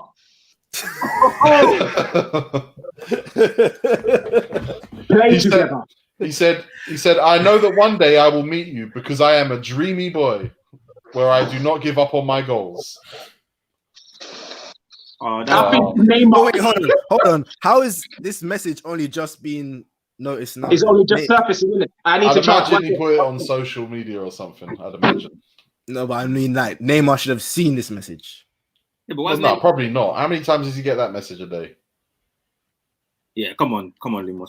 Well, it's the account of the person who he's like you said, he should be vetting him because you just go and see if he's sending a message. You would though, if you had that kind of money, you would actually pay a detective. You would pay a detective to just 100. If you're dating my mum, 100%. If my mum's on IG, man, we need to vet some stuff. Yeah, we need to vet some stuff. Everyone, I'm vetting everyone. In fact, Mom, I'll pay you to just stay single forever, man. Fuck this. And the fact that he's gay is neither in or there in regards to what we're saying, because we know nothing about. Maybe she knew. Who knows? Yeah, maybe she's freaky like that. Pause. Yeah, well, that wouldn't. Yeah, I thought you said we weren't going to be problematic. Is that problematic that she likes two men? No, I think it's problematic that you suggested that makes her freaky. Well, I mean, in today's society, that's freaky, no? In today's society, I think that's very normal, and everyone should make their own choices and live their own lives. That's what I think. Yeah, what Tigo said, Mom. Neymar, it's a cliche. He's just charging. It's a cliche, but you do kind of feel like his private life is actually going to impact how he's perceived as a player at the end of his career. A lot's happened, isn't it? Because it coincides with him not winning Champions League and not, being anything outside. That last World Cup was terrible. Wait, has he not won Champions League? He has, no? He has, but he has. Yeah, but that whole period of time where his mum was banging that gay guy, he wasn't winning the Champions League. How long she been with him? That's a good question. It's been 10 days, I think. Yeah, no, she's had a howler. She needs to put out a statement. We'll stay focused on our Instagram. We'll see what happens there. Yeah, everyone keep me posted on that news, please. It's actually front page news in Brazil. Lil Dick. Scribs tweet, Lil Dick, yeah. Scribs tweet. You're walking down the road at night and you see two guys shouting aggressively at a girl and following her down the road. What do you do? I'm going home. Shouting aggressively. I don't. You know what the problem is? Aggressively. Yeah, I don't know I don't know how to interpret that. I'm from Ents.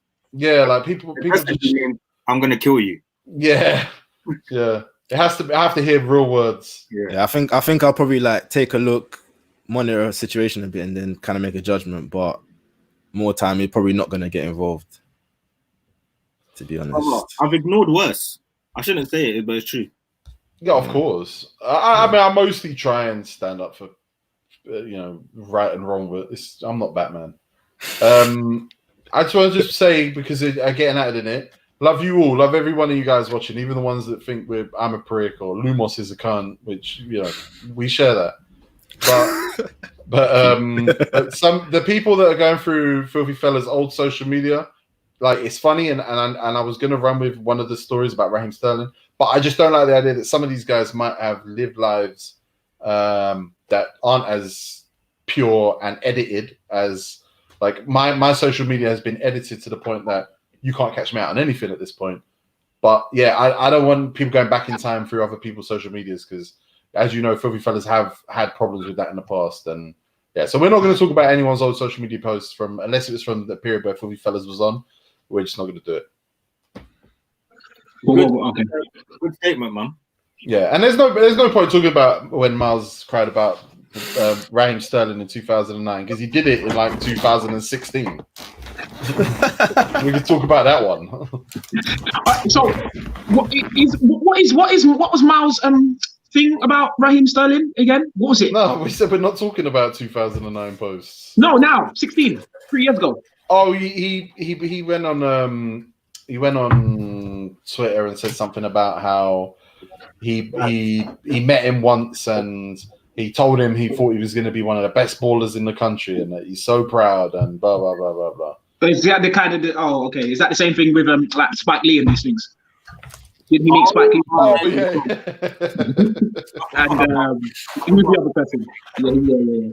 Yeah. He's been hanging around with Poet too long. God, that's what Poe does. After he done the Spike Lee thing, he called me immediately. Huh? He called me immediately, and I don't know why, but I had seen it. He called me. He goes, Jordy. And before I let him speak, I said, Miles, that's disgusting. I think you've become his consigliere in a lot of ways. Yeah, but he's still doing things wrong. No.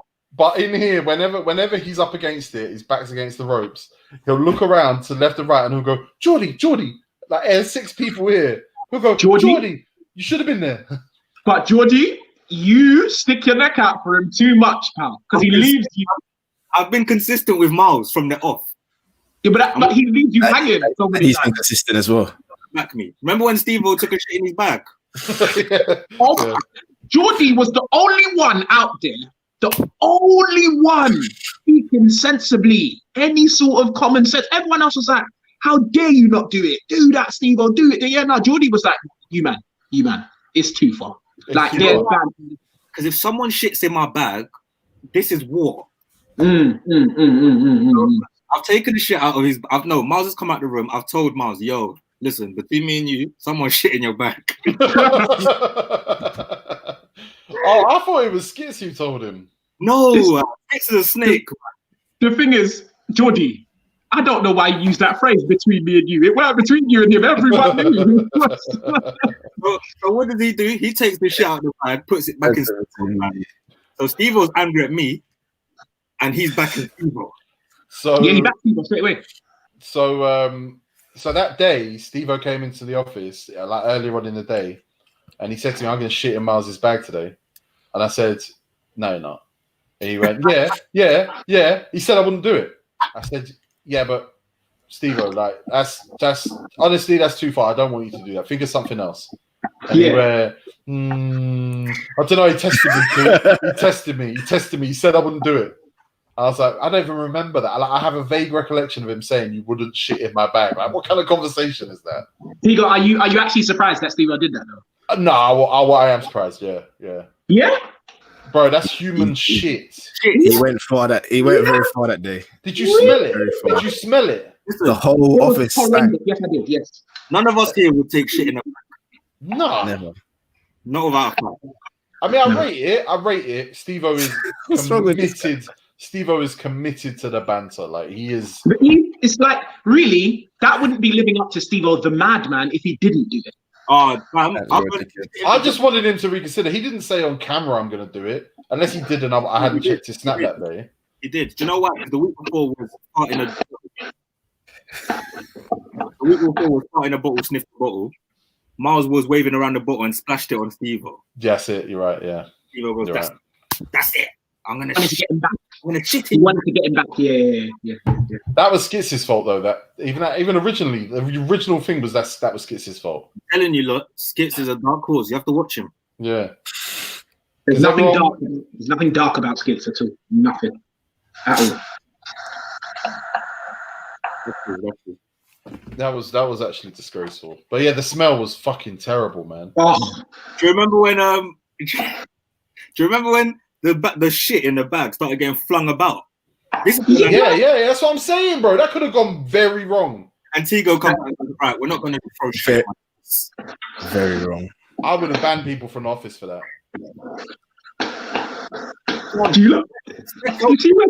You see when Tigo comes out, yeah, from the recording piece on a serious one. But No one heard it. Now, do you know what it is? I'm not quick to anger. That one thing really angers me. Yeah. Because you know what it is? If there's two people in there recording, right, and they're like, oh, them man are being loud out there. I'd be like, yeah, I'm gonna make them shut up because you guys want to record. It's disrespectful. Yeah. And then they'll go out there, and I can hear them be. I'm like, you were just in here. Yeah. man, you don't know what it's like on the other side, man. Now, come on. No, I don't. Tigo. I've never known. Fam, we talk, That's the thing. we argue, it gets loud, and it just gradually gets louder, and then you hear someone has to go, shh, calm down. It's usually both. But it just never works. Yeah, but this thing, I trust Boat now. Boat's one who's always conscious of the fact that it's getting loud over there now. But Specs doesn't even just shout loud. He'll whisper a punchline and then stomp his feet and start running around. And Our problem is when we laugh, we run around the office. Yeah, that is the problem. And then sometimes, not just the office, sometimes outside, back in.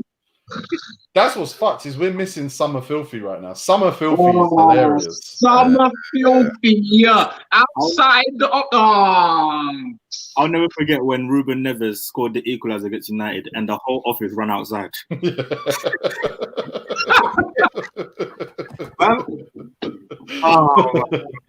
Jody, did that one hurt? Oh, it banned me.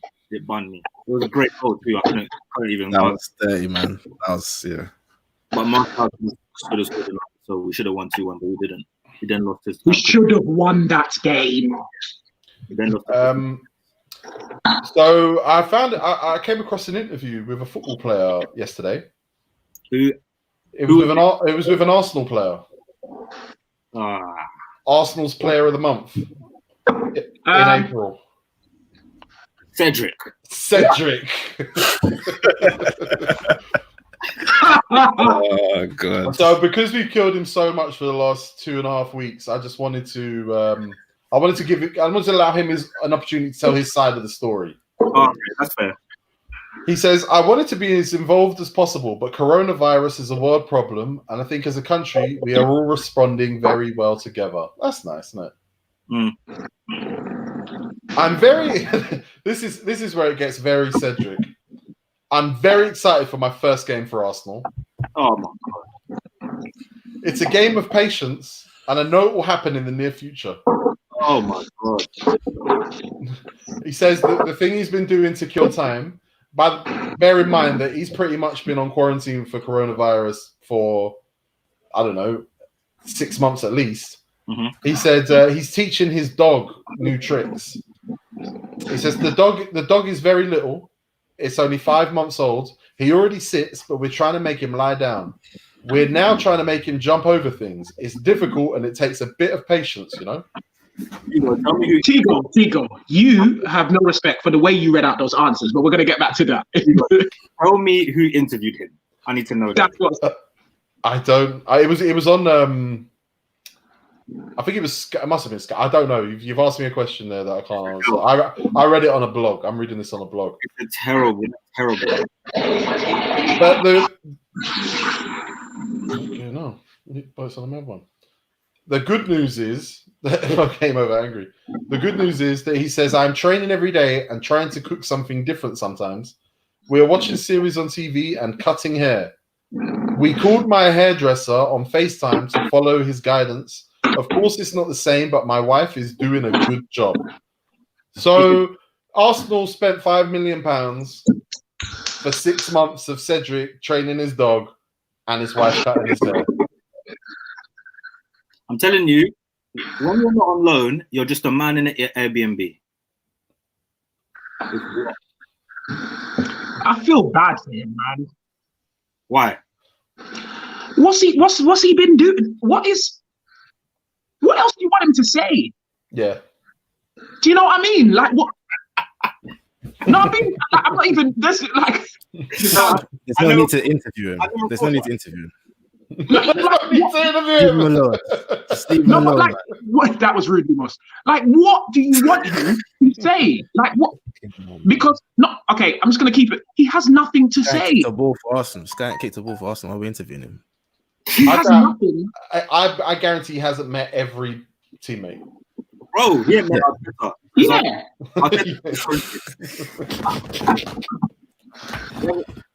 Him and Arteta met on Zoom. Making moves. That is that. So, yeah, look, things are going on. Roy Keane. Yes. Roy Keane. So I feel like because we went so deep into the Mesut Ozil story with Savage Dan, with everyone here, we all talked about it. We should bring up Roy Keane. Mm-hmm. Roy Keane went on Sky Sports today, and I love Roy Keane because never have I ever come across a man who holds a grudge the way that Roy Keane holds a grudge. And I love him. I read his book. I backed him in 2002 when he walked out on the Ireland team. Everything he stands for is mostly just fantastic. I love him. But he said when I was leaving Nottingham Forest and they called me a traitor, but Nottingham Forest said it was business. And then when I was negotiating a deal with Manchester United and they said they won't pay me as much as Blackburn Rovers, can you believe it? They said it was business. And then when I was signing a new deal and I sat down with Sir Alex Ferguson, I've gone Scottish now. Yeah. You tailed off. Yeah, so I went, yeah. You can't say Sir Alex Ferguson is not Scottish. Yeah, and he said, they told me that there's no money left for transfers. That's Scottish. I can't do it now. I'm gone. But he said now the clubs want to do business with the players, and he says you need to turn around and just say it's just business. That's what they say to you all the time. They say it's just business. Tell them it's just business. Which I love because it's like Jay-Z said I'm overcharging labels for what they did to the Coal Crash, and I feel like Roy Keane's like, go on, Mesut, fucking do it for me. Do it for Keno. Do it for that time they tried to not pay me as much as Blackburn. Do you see Roy Keane? Go on, Jordy, go on. Yeah, I reckon Roy Keane's looked at Ozil, Rooney, and said, "Yeah, fuck it." No, but wait. Go on, Tigo, go on. I agree with the sentiment of it, except the thing is, he's like, they told me it was business. It was all business when they didn't want to give me more money. It was all business, and you kind of like, yeah, but here's the thing, right? You wanted this amount, and the club said they could pay you this amount, and you signed for this amount. That's business. Yeah, because the club's saying we can't pay you this amount. We want to pay you this amount. You can say, pay me this amount, and guess what that is? Yeah, that's business. Just go in, fuck you bastards, you fucking bastards. You didn't want to pay me when fucking Blackburn were after me. You didn't want to fucking pay me in 2002 when fucking Ruud van Nistelrooy was there. That's not business. That's just being a gun. Roy Keane is the definition of stubborn. I believe when he's in the wrong, he'll probably admit it to you, just not on camera. Did you see that? Did you see the conversation where him and Gary Neville were going back and forth about Ollie Solskjaer being in charge? Yeah, and he was backing Ollie to the heels, which I respect because that's your boy, so you're gonna back him, whatever. But bro, like Gary hit you with facts. There's nothing you can say back, and he goes, "Give the man a chance. Give him a chance." That's what he kept saying. I love him. He's the best. He talks like he is being stabbed in that moment. Gary. Yeah. Gary. Love it. Have you seen the most recent interview where what is my man's name? Is it James Cooper? No, that's not James Cooper. The host that on most of the I Super forget Sundays. his name. Yeah, the But you know what I'm nice talking guy. about. Nice guy. Yeah. Nice. He's a very nice guy, which is Yeah. weird. But Yeah. actually, no, he probably levels them all out because he's very nice. He's overly nice. And Yeah. him, Jamie Carragher, and Gary Neville are on a four-way, and Roy Keane are on a four-way call. Please tell me you've seen it. The most I recent. was watching it this morning. Yeah. Right, Mike. He tried to run a joke about Roy Keane's beard. Oh no.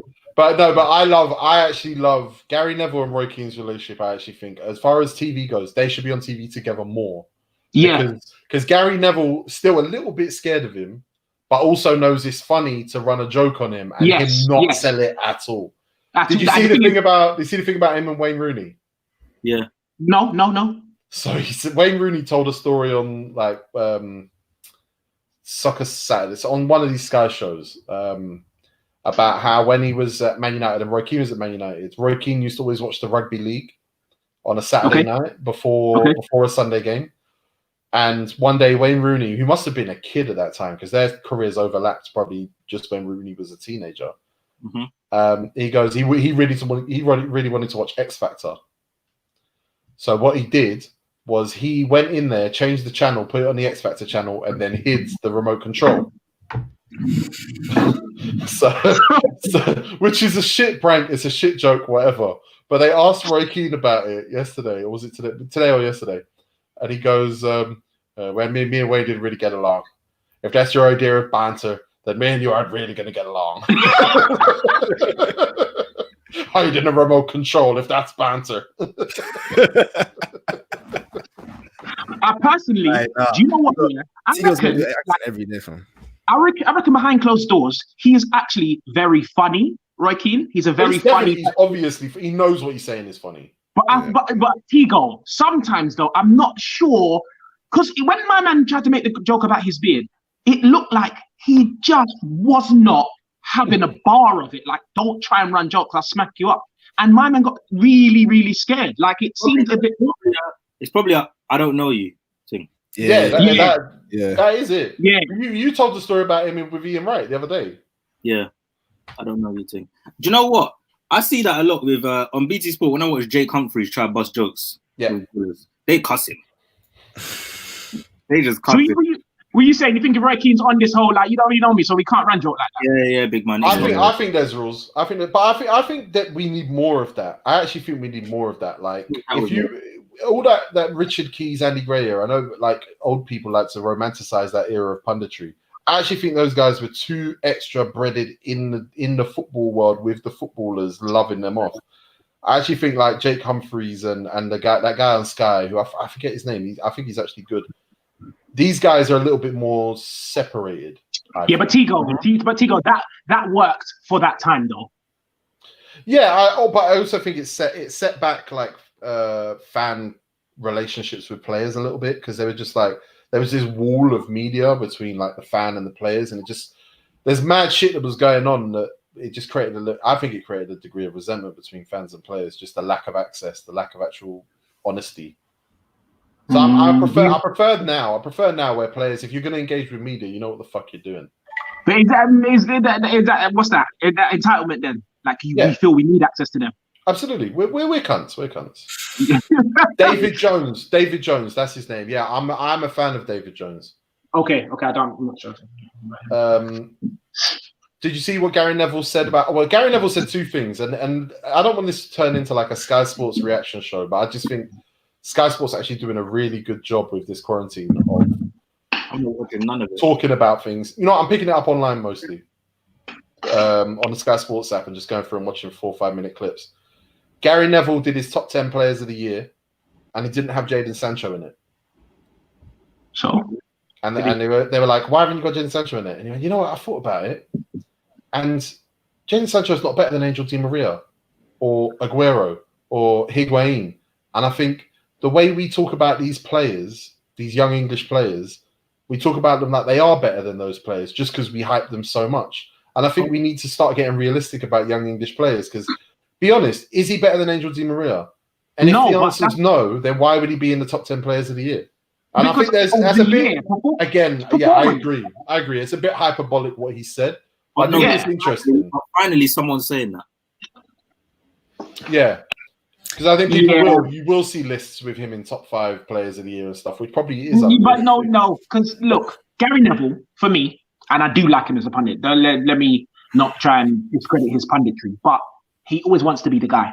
So I feel like there's a hidden agenda behind a lot of things that he says, because that's hypocritical, because he's the same person that will hype up an English player just because he's English, like more than they should be. I think you know what I think as well? I think social media with a lot of these guys, Gary Lineker is the best example. I think social media has taught these guys that they can't get away with that necessarily. What's that? What the unnecessary hype? Just hyping. I think it's taught them that there's backlash.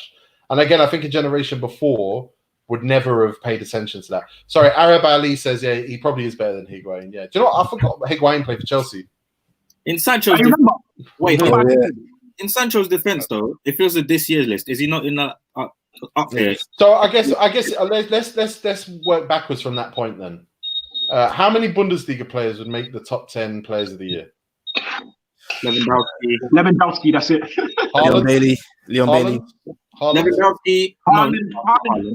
So wait, Haaland wouldn't get it, but Sancho would. Lewandowski and Gnabry for me. Okay, and Haaland? Haaland's got to get in. No. And not Sancho? Sancho, yes, because it assists. So 3 of 10. 3 of 10 players are coming from Bundesliga now. Okay, so how many players are coming from Spain? Players of the year? I don't know. I haven't really watched Spain this year, you know? Yeah, that Premier Sports thing's been a fucking hell. Yeah, just put Messi just because, but no, I ain't really watched it like that.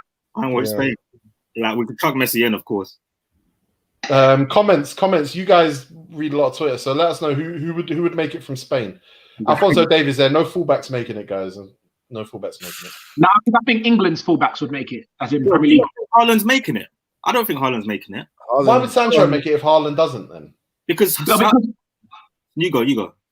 It's because of who he's against. It's not just that he hasn't been good, but like when they both played for the same team.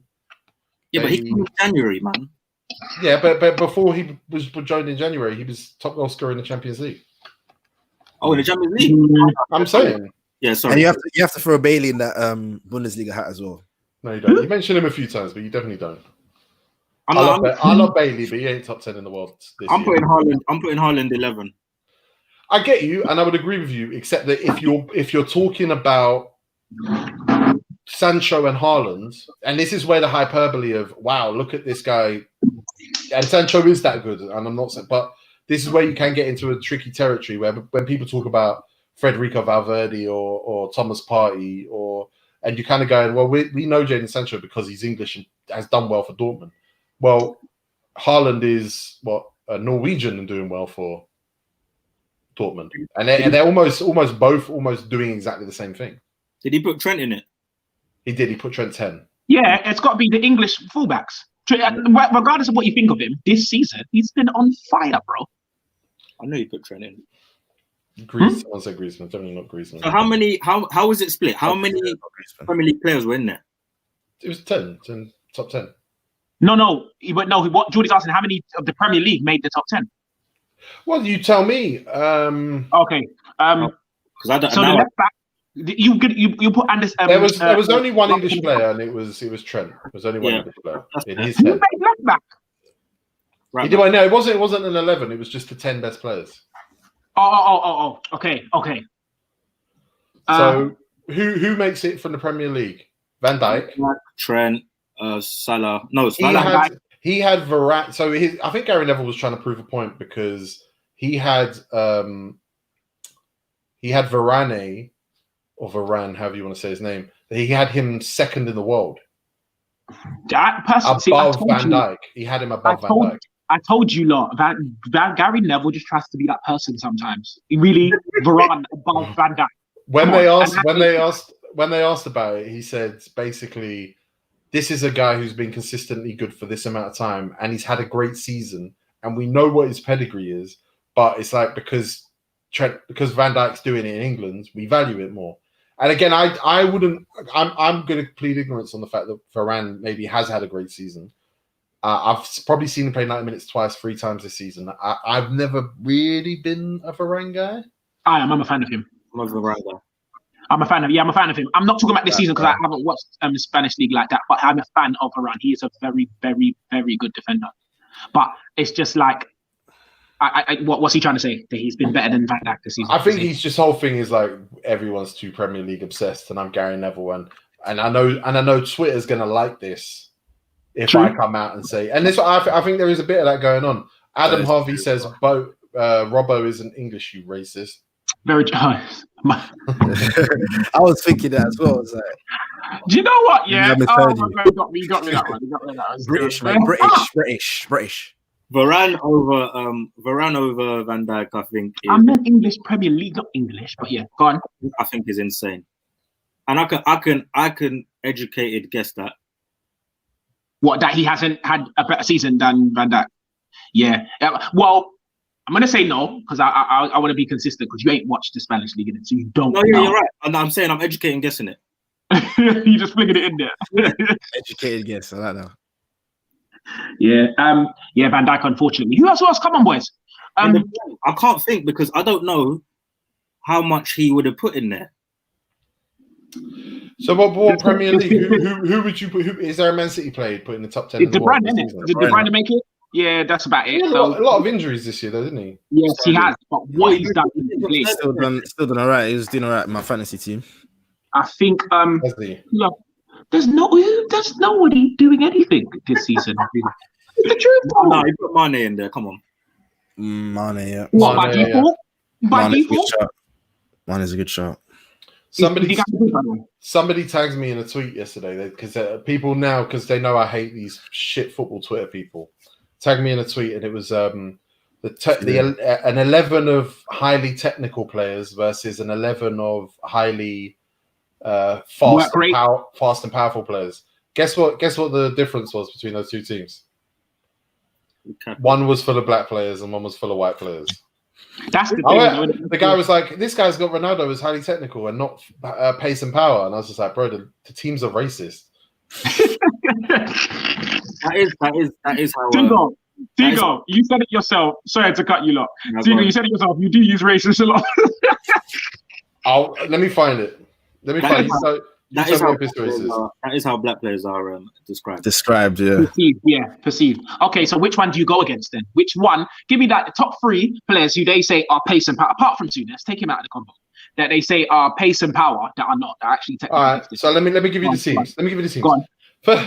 This team is amazing. All right, in goal they got Onana. Like, okay, pace and power goalkeeper. Right. Nah, that's wrong.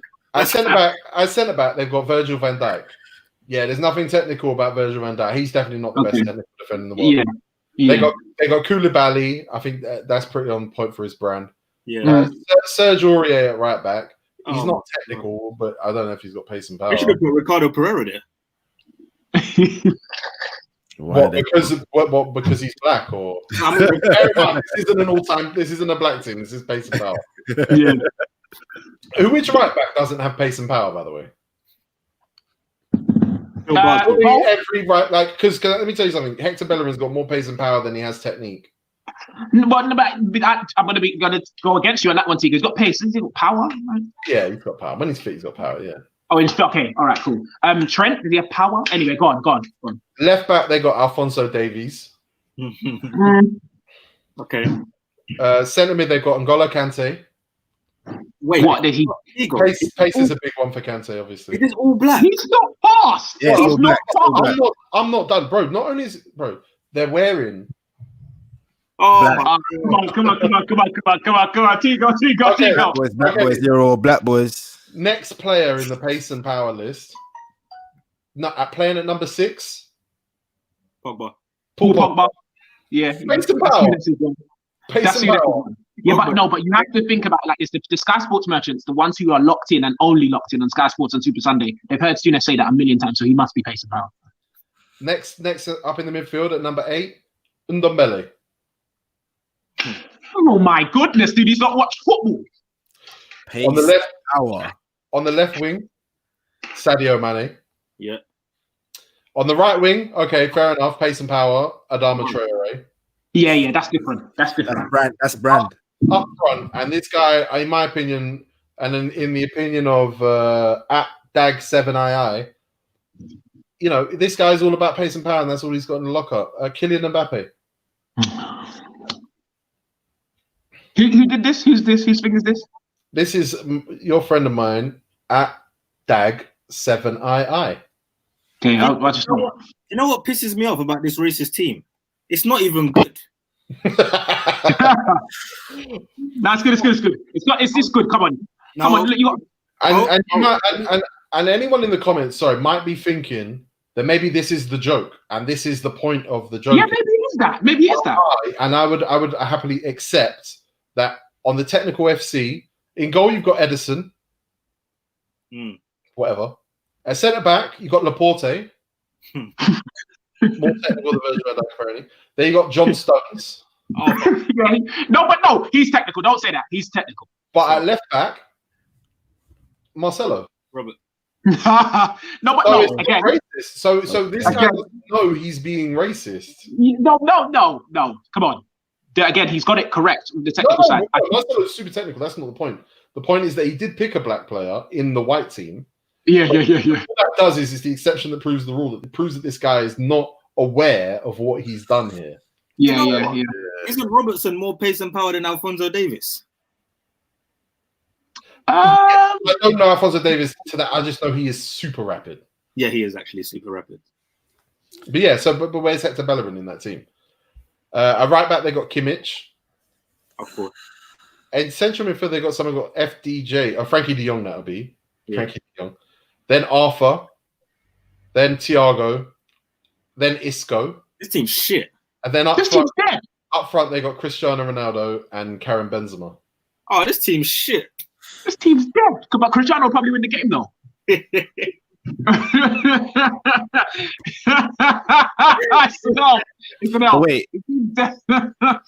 Why wasn't Messi in the technical team? I was just about to ask that. Why wasn't De Bruyne in the technical team? I don't know what's going on. No, Tigo, there's not. This is obviously he's intentional. Oh my god! No, this is terrible. This is terrible. Everyone in the comments knows I hate these Twitter people. Like someone put, you know that meme where they put a picture of something and then they put the chevron and then they put a picture of something else and it'll say, Twitter's not ready for this conversation yet. Someone put Harry Kane is better than Thierry Henry. And I was just like, you know what? Because I know what you're doing. A lot of these guys, they do it on purpose. Oh, yeah, I'll get retweets. And there's a whole community of them that do it just to like wind people up or whatever. But I honestly think these people should be, wiped out. Killed. Coronavirus shouldn't kill innocent people. It should kill people on football Twitter. Because this is the thing. Tigo, you're saying it like whatever. There are some people who do it for like clickbait, whatever, retweets, all these. There are some people who will tell you that Harry Kane is better than Thierry Henry. I don't think you find anyone who would ever. Yes, I bet you there's someone in these comments today that's going to tell you Harry Kane's better than Thierry Henry. All right, Boats just put a challenge out to you lot. Yeah. We're gonna need you guys to step up here. And Neymar wasn't in either of those lists either. Give us your name. Give us your name and address. Yeah. And after quarantine, we'll come see you. Oh yeah. Maybe a few months after quarantine. Let the first wave come. I'll come see you now. Oh, someone said in the comments before the episode started that you were in Asda half an hour ago. Is that true? No. See what I'm saying?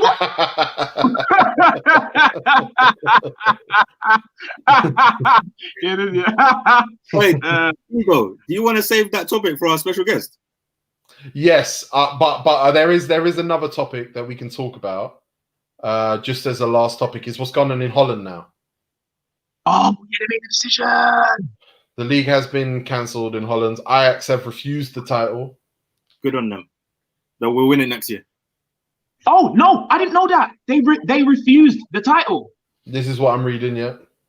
Oh, I thought they couldn't get it. We'll win it next year. Fuck it, man. Yeah. I actually too good at ball over there. Hey, did you guys know that they have to still qualify for the Champions League even if they win the league over there? Yeah, they've got a poor coefficient. No, they've been denied it. They maybe they did want it. It's not been offered now. Yeah, that's fine. There'll be no promotion or relegation. Mm. They've gone early. Belgium obviously went super early. They've gone early. The Premier League are going to be late like we always are, but it's going to be null and void. You heard it here first. Both Sports News. Let's be honest, boys. They are holding out, but they know we have to cancel this. No, they're gonna cancel it. I know why they don't want to. Do you know? Okay, bro, it's logistics. Yeah. Forget any other reason. You with the safety and all that. Yeah. To organize how many games roughly? 10, 11? 9. Yeah. Some 10 though. But yeah, some 10. Yeah. But Yeah, so that there's FA Cup, there's Euros. that's what I'm talking about. There's so to organize is too much. It's too. But the Premier League does not need to worry about Europe. Europe worries about Europe. The Premier League is the league with the billions of pounds of TV rights that the English clubs. The way that the system's set up, so many TV rights, so many sponsorships, so many things are based on what's going to happen going forward. That clubs have projected their spending and their revenue based on guaranteed earnings from TV rights, from sponsorships, from all these things that can actually turn around now and go, give us our money back. Which is the truth. Champions League only affects 4 teams in England. So the Premier League cannot prioritize it. And actually the Champions League's revenues, pure revenues, are not actually as high as people think they are. So actually English teams they should not give a shit about the Champions League right now. As much as Man City can win it, they shouldn't give a fuck about it right now. They give a shit? Tigo. I think. What did you say, Jordy? I was gonna say they give a shit about TV money, then. Yeah, but it's not just TV money, sponsorship. Like, there's so much shit that's like, if you're a top Premier League team and you're doing a deal with a new sponsor, let's say Arsenal with Rwanda, Visit Rwanda. You do that deal, and the contract won't be based on, we'll just wear it every game. It will have terms. It will say 38 Premier League games. It will say minimum of this many European games. It will say this many. The minute you don't hit those totals, companies are liable to turn around and just go, right, and we'll negotiate the whole thing. But the thing is, all those deals have over-the-top payments that are like, okay, this person brokered it, and this person brokered it from this side, so they're going to get this amount. So actually, the total they're negotiating from is not the total that is actually being spent on the sleeve. It's more. It's a big amount. So if you're saying, right, let's give back the equivalent of 10 games of sleeve sponsorship to Visit Rwanda, you're actually going to be paying more like 15, 16 games worth of revenue. But Tigo, everything you said, of course, is right, yeah? But if this goes down to Premier League clubs so sponsors pulling out because they're liable to, they can, it's in the contracts, because nothing's been completed, whatnot. I don't see any judge, if this goes down to court, I don't see any judge granting them the right to do that, even though it's in the contract, because this is like, there's unforeseen circumstances, and then there's this. No, but you're starting from the wrong position.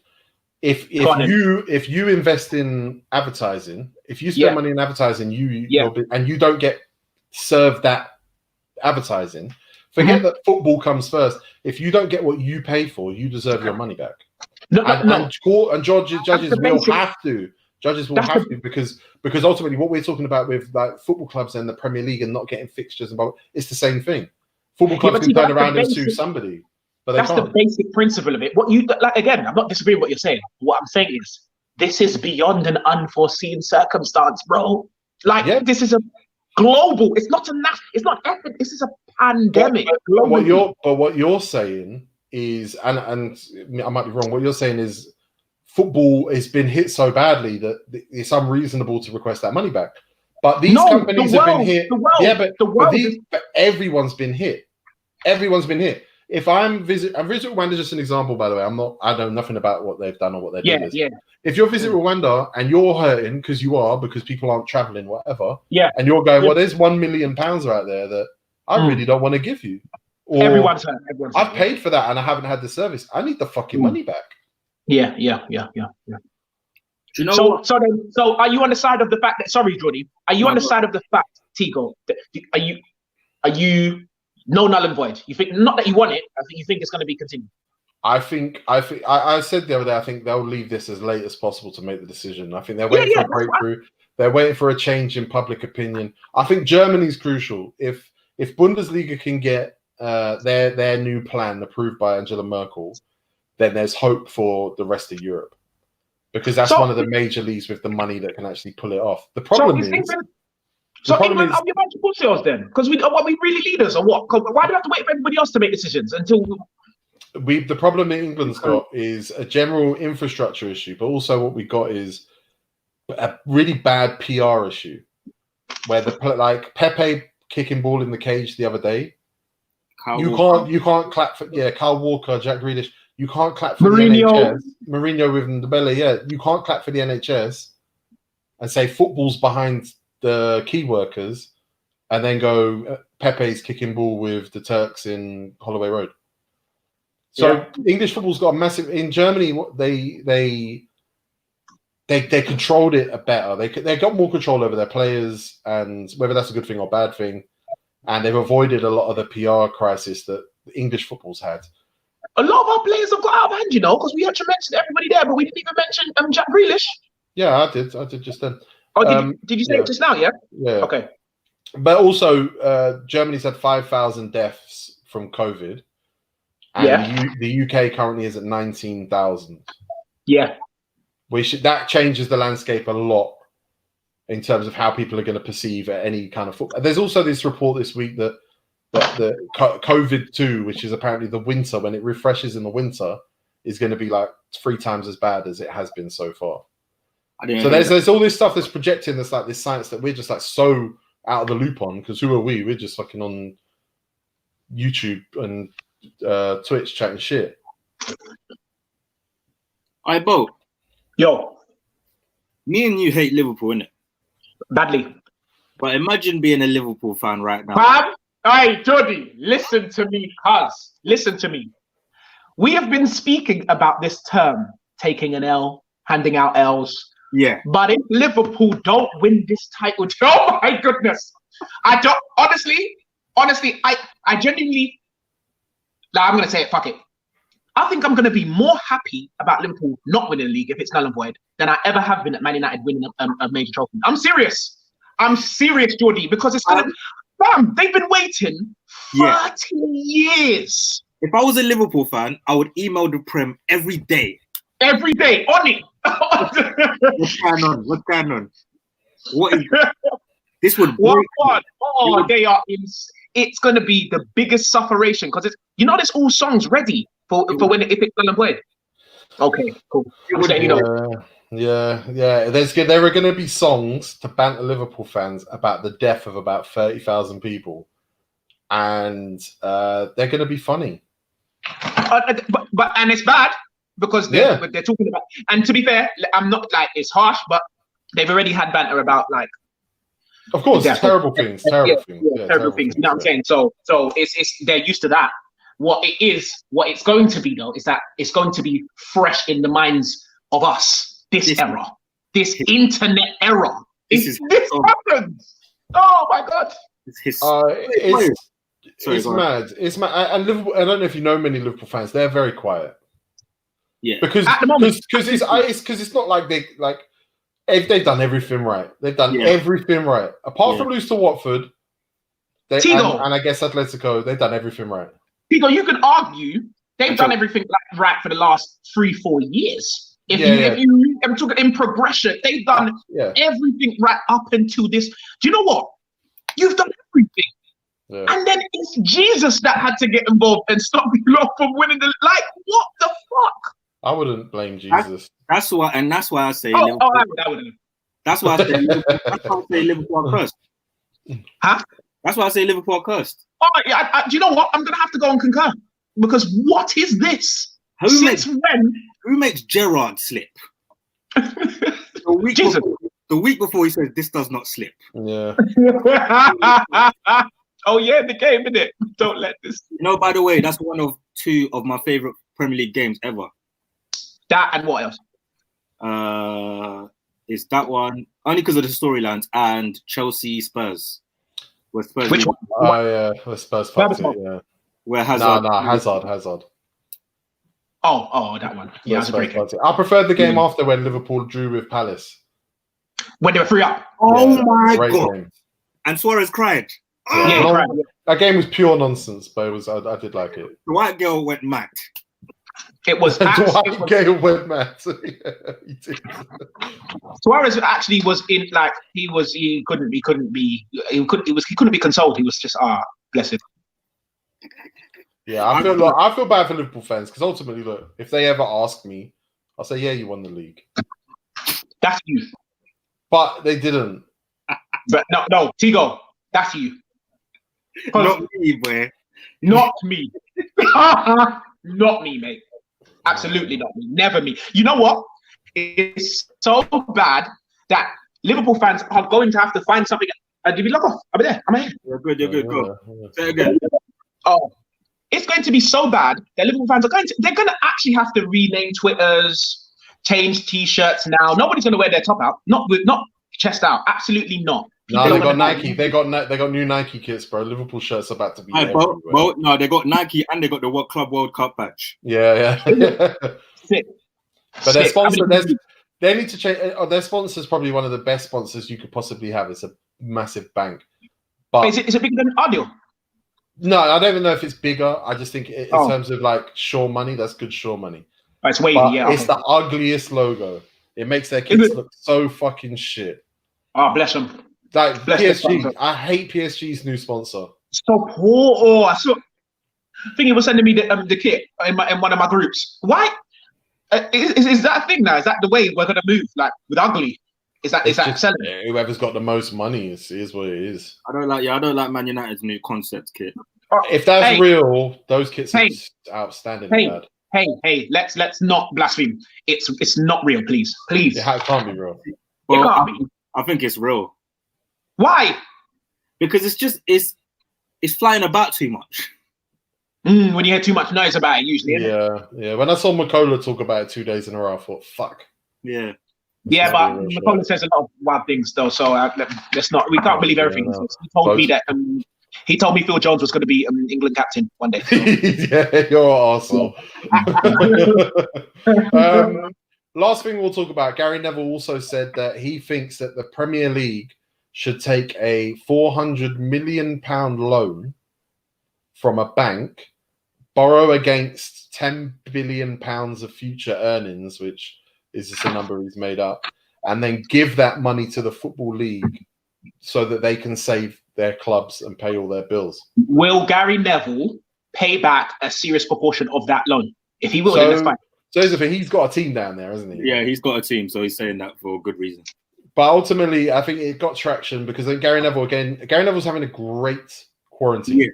He is, Gary Neville's stepping up. He's doing the Stephen A. Smith thing, and I love it. I love it because I love hearing smart people talk about football, but talk in between the lines so that you guys can kind of fill in the blanks, right? I love it. But just on a purely like fiscal level, he projected 10 million of earnings. With 10 billion of earnings, because that's kind of what the last period of growth was 10 billion. The chances of that being the earnings going forward it's a complete guess, but it's very unlikely. So the idea of borrowing £400 million based on earnings that you've guessed to give away to Football League clubs, it's just a bit silly. It's just a bit of a silly thing, really. Nah, but Tigo, again, because of especially the industry that we're involved in, he's doing that for this. He is. No, and I love it, bro. I love it, and I think if we had more like smart football people out there talking about football, and I'm not going to go through the list of people I don't think are smart football people, but if we have more smart football people like Gary Neville and like I think Roy Keane, who they don't have to say smart things about football necessarily, but they have to be smart and speak at the same time. They'll create conversations that keep people like us engaged in debate and engaged in like whataboutery that is as so necessary right now to keep us fucking thinking about football. Jordy, do you see what Tigo just did there? He basically just called all the pundits dumb idiots. That's without like saying that. No, to be honest, I think Tigo knows this. I've always hated the punditry. That's horrible. What? Why? I don't like any pundit. Oh, do you mean personally, or like why? Like what they say? Because the thing is, personally, I love Neville, I love Keane, but when these lot talk, I hate it. They get the people going though, and that's the job. And that's what I hate. That's what I hate is that you're doing that job. So I agree with you. I agree with you on the whole, except I think that they're now doing a better job of getting people talking on subjects that are they're more fine-tuned than what you used to have was, you know, someone go on TV and go, England should be playing Trevor Sinclair at left wing back, and we should be playing 3-5 and all that shit. I'm like, fuck off that. That's just nonsense. Don't tell the team what tactics they should use. You get man come on and say John Joe Shelby is better than Pogba. Yeah, all that crap. That stuff's bullshit. Who said that? Who does? No, that's just for example, but it's probably been. Oh, okay. But when you talk about, like, I would say Jermaine Janus might blink more. I don't like Jermaine Janus as a pundit, except when he's talking about football that he almost can't formulate a media kind of thought for. He knows what he's talking about. He's smart. Yeah. But he's so ingrained in what is the BBC, which is obviously one of the biggest broadcasters of sport in the world, that he becomes a BBC kind of pundit. I don't really like him. Why are you laughing at me, Jordy, man? Why are you fitting out? Man's having a... He's having a... Sorry. You know, you got me this too hard. Sorry. But, you know, like when Jose Mourinho and Arsene Wenger were doing punditry, they did the Champions League final and stuff. When you see the top guys doing that job, it's just sit back and enjoy. Did you? Because I want to see what your opinion on this was. Did you like Mourinho as a pundit? Loved it. He was top draw. Yeah. He couldn't afford to chat shit. Right. Now here's the thing. I believe he was only Mourinho. Do you know Mourinho is actually borderline genius? This guy, yeah, he's not dumb. I'd say he's a genius on some levels. Maybe genius is a bit too much. He is highly educated. Yeah, you can have that. You know, he was systematic in the things he was saying as a pundit. It ain't real. It's not random. He ain't blurting because he wanted to get to work where he is now. Based not that he was going to be at Tottenham, but he wanted a job back. He wanted to get back to the Premier League. Oh, he definitely used Sky to elevate his profile and all that. But I don't have a problem with that because ultimately the thing about Jose Mourinho was no one's going to hire someone who chats shit. Yeah. So he didn't chat shit. Yeah. No, you're right. I get that. I think he was real as fuck. Yeah, he is. He does that when it's when he's not emotionally attached. Yeah. Oh, even when he's got an axe to grind, I actually think he's quite good. I just think you got to read between the lines. I think that's with everyone. If you're talking about Miles, I'm going to be like, I'll take it all in, but I'll add my pinch of salt necessarily. Yeah. But that's just how we're all humans. We should all be smart enough to know. Like people in here are saying, Henri was a terrible pundit. I agree. I don't know if he's necessarily terrible for all the reasons we would all agree, but I do think he was fucking shit. I've watched Henri though. Sometimes a lot of it is language because I've watched him on a French thing, like breaking it down. Well, listen, but French punditry is different. They have more of an appreciation, and this is again, I'm not just being disparaging towards British media, but the way it's set up is you're encouraged to be more knowledgeable.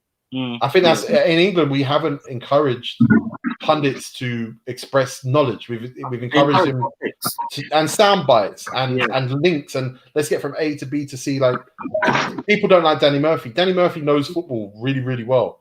But the way he on the shows that he works on, it's all about moving from link to link to link. And that's not the way you're going to get good. But that's the game these days, though. It's all about what Tigo said: sound bites, clickbait. If you can't really fling what he said on a tweet, so people can retweet it 4,000 times, it's like then it's not valuable to them. That's what pisses me off because I know Sky Sports are at war with BT, so you need to say a mad thing.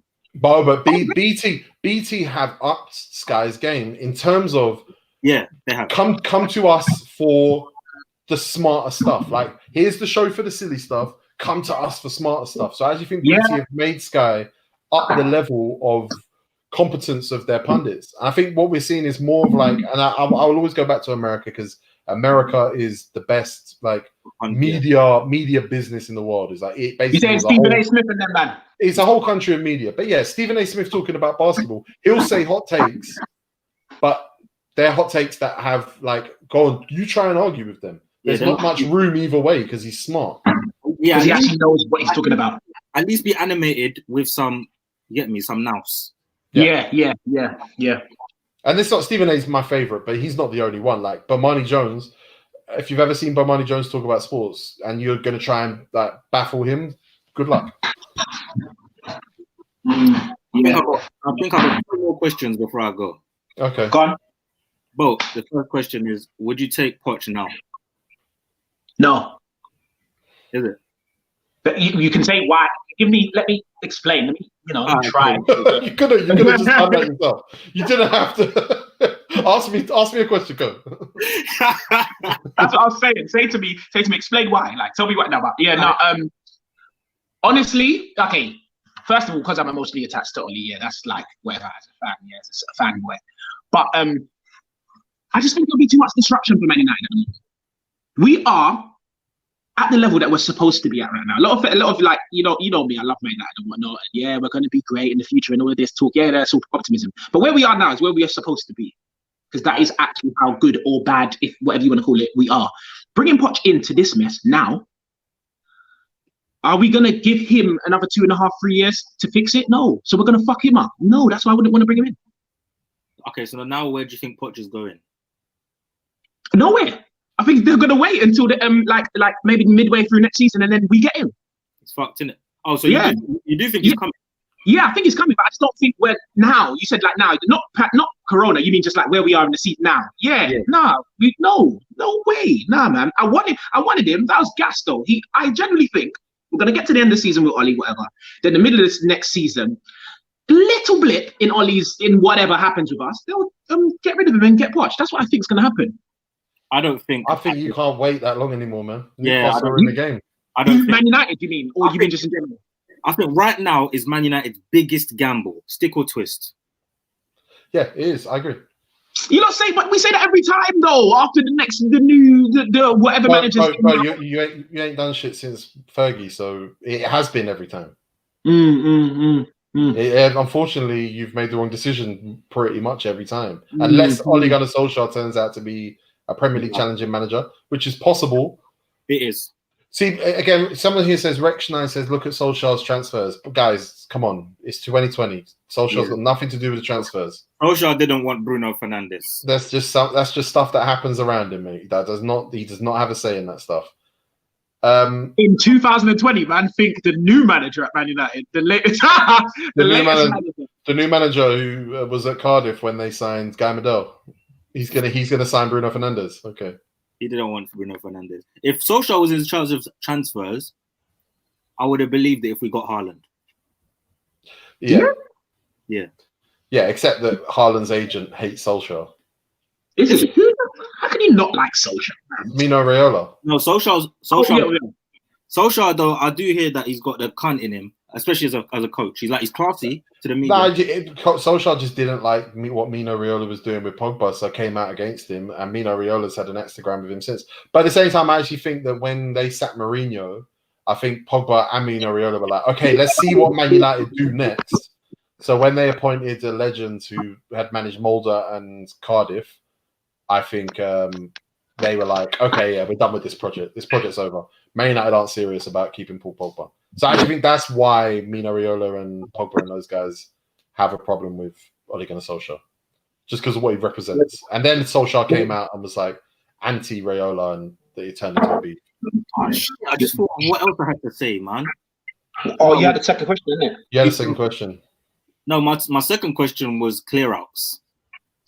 Oh, yeah, fuck. Who needs a clear-out? Oh, I've got that. I think Chelsea need a clear-out. They're saying it's fucked. But they've got Willian, Pedro, and Giroud all going on freeze. Forget that. Their centre mids is too stacked. Bro, I looked at Tottenham's central midfield today. They got like 10 central midfielders. Underbelly. How many did they play? Winks, Skip. Doesn't play. Sissoko. Dyer. Dyer, Dele Alli, Bergwijn. Bro, they got so many central midfielders. Yeah, they've got better man. there. Is Ericsson still there? Ericsson still there? No, he's not. What? What are you talking about? He's at Inter. He's for Inter. I mean, do you know what? Ignore me, please, because I really did know that. Chelsea have got bare man. And remember, I told you Kante has to leave. You did say, yeah. Look, there is a Jenga piece in there. Someone has to go. I think Kobe. I've changed my mind. I think it's Barkley because you're But, not. You're English, but you're not our homegrown, and we've got enough Englishmen now. Yeah. Take Kante for 25 million from Chelsea for Man U. 25 million. 25 million.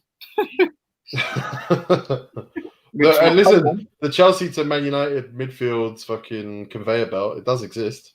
It does, but Yeah, we've done it before. it does. I think they're gonna try to get him out of the country though. Yeah, if they're going to sell him, I think so, yeah. I think they're gonna try to get him. Yeah, Benjamin's not a central midfielder. I get what you mean, yeah. Oh, Dumbarton's more of a box-to-box. Jesus Christ, guys. Find the connection between Eric Dyer and Dele Alli, and it's roughly the same area of the pitch. You FIFA fucking players, man. Chelsea have got Gilmore, Jorginho, Kante, Kovacic, Loftus-Cheek. I forgot about. I just remembered. Mason. Barkley, Mount. That's too much already. That's already too much. They still got Drinkwater, no? Yeah. Are you, man? I think that's my sign-out time still. All right, I think that's all of our sign-out times. Yeah. Yeah. All right, Monday we got a big surprise, but probably will be ruined by then because that's how the internet works. Thank you, Bo. Thank you, Jordy. Love. Good show.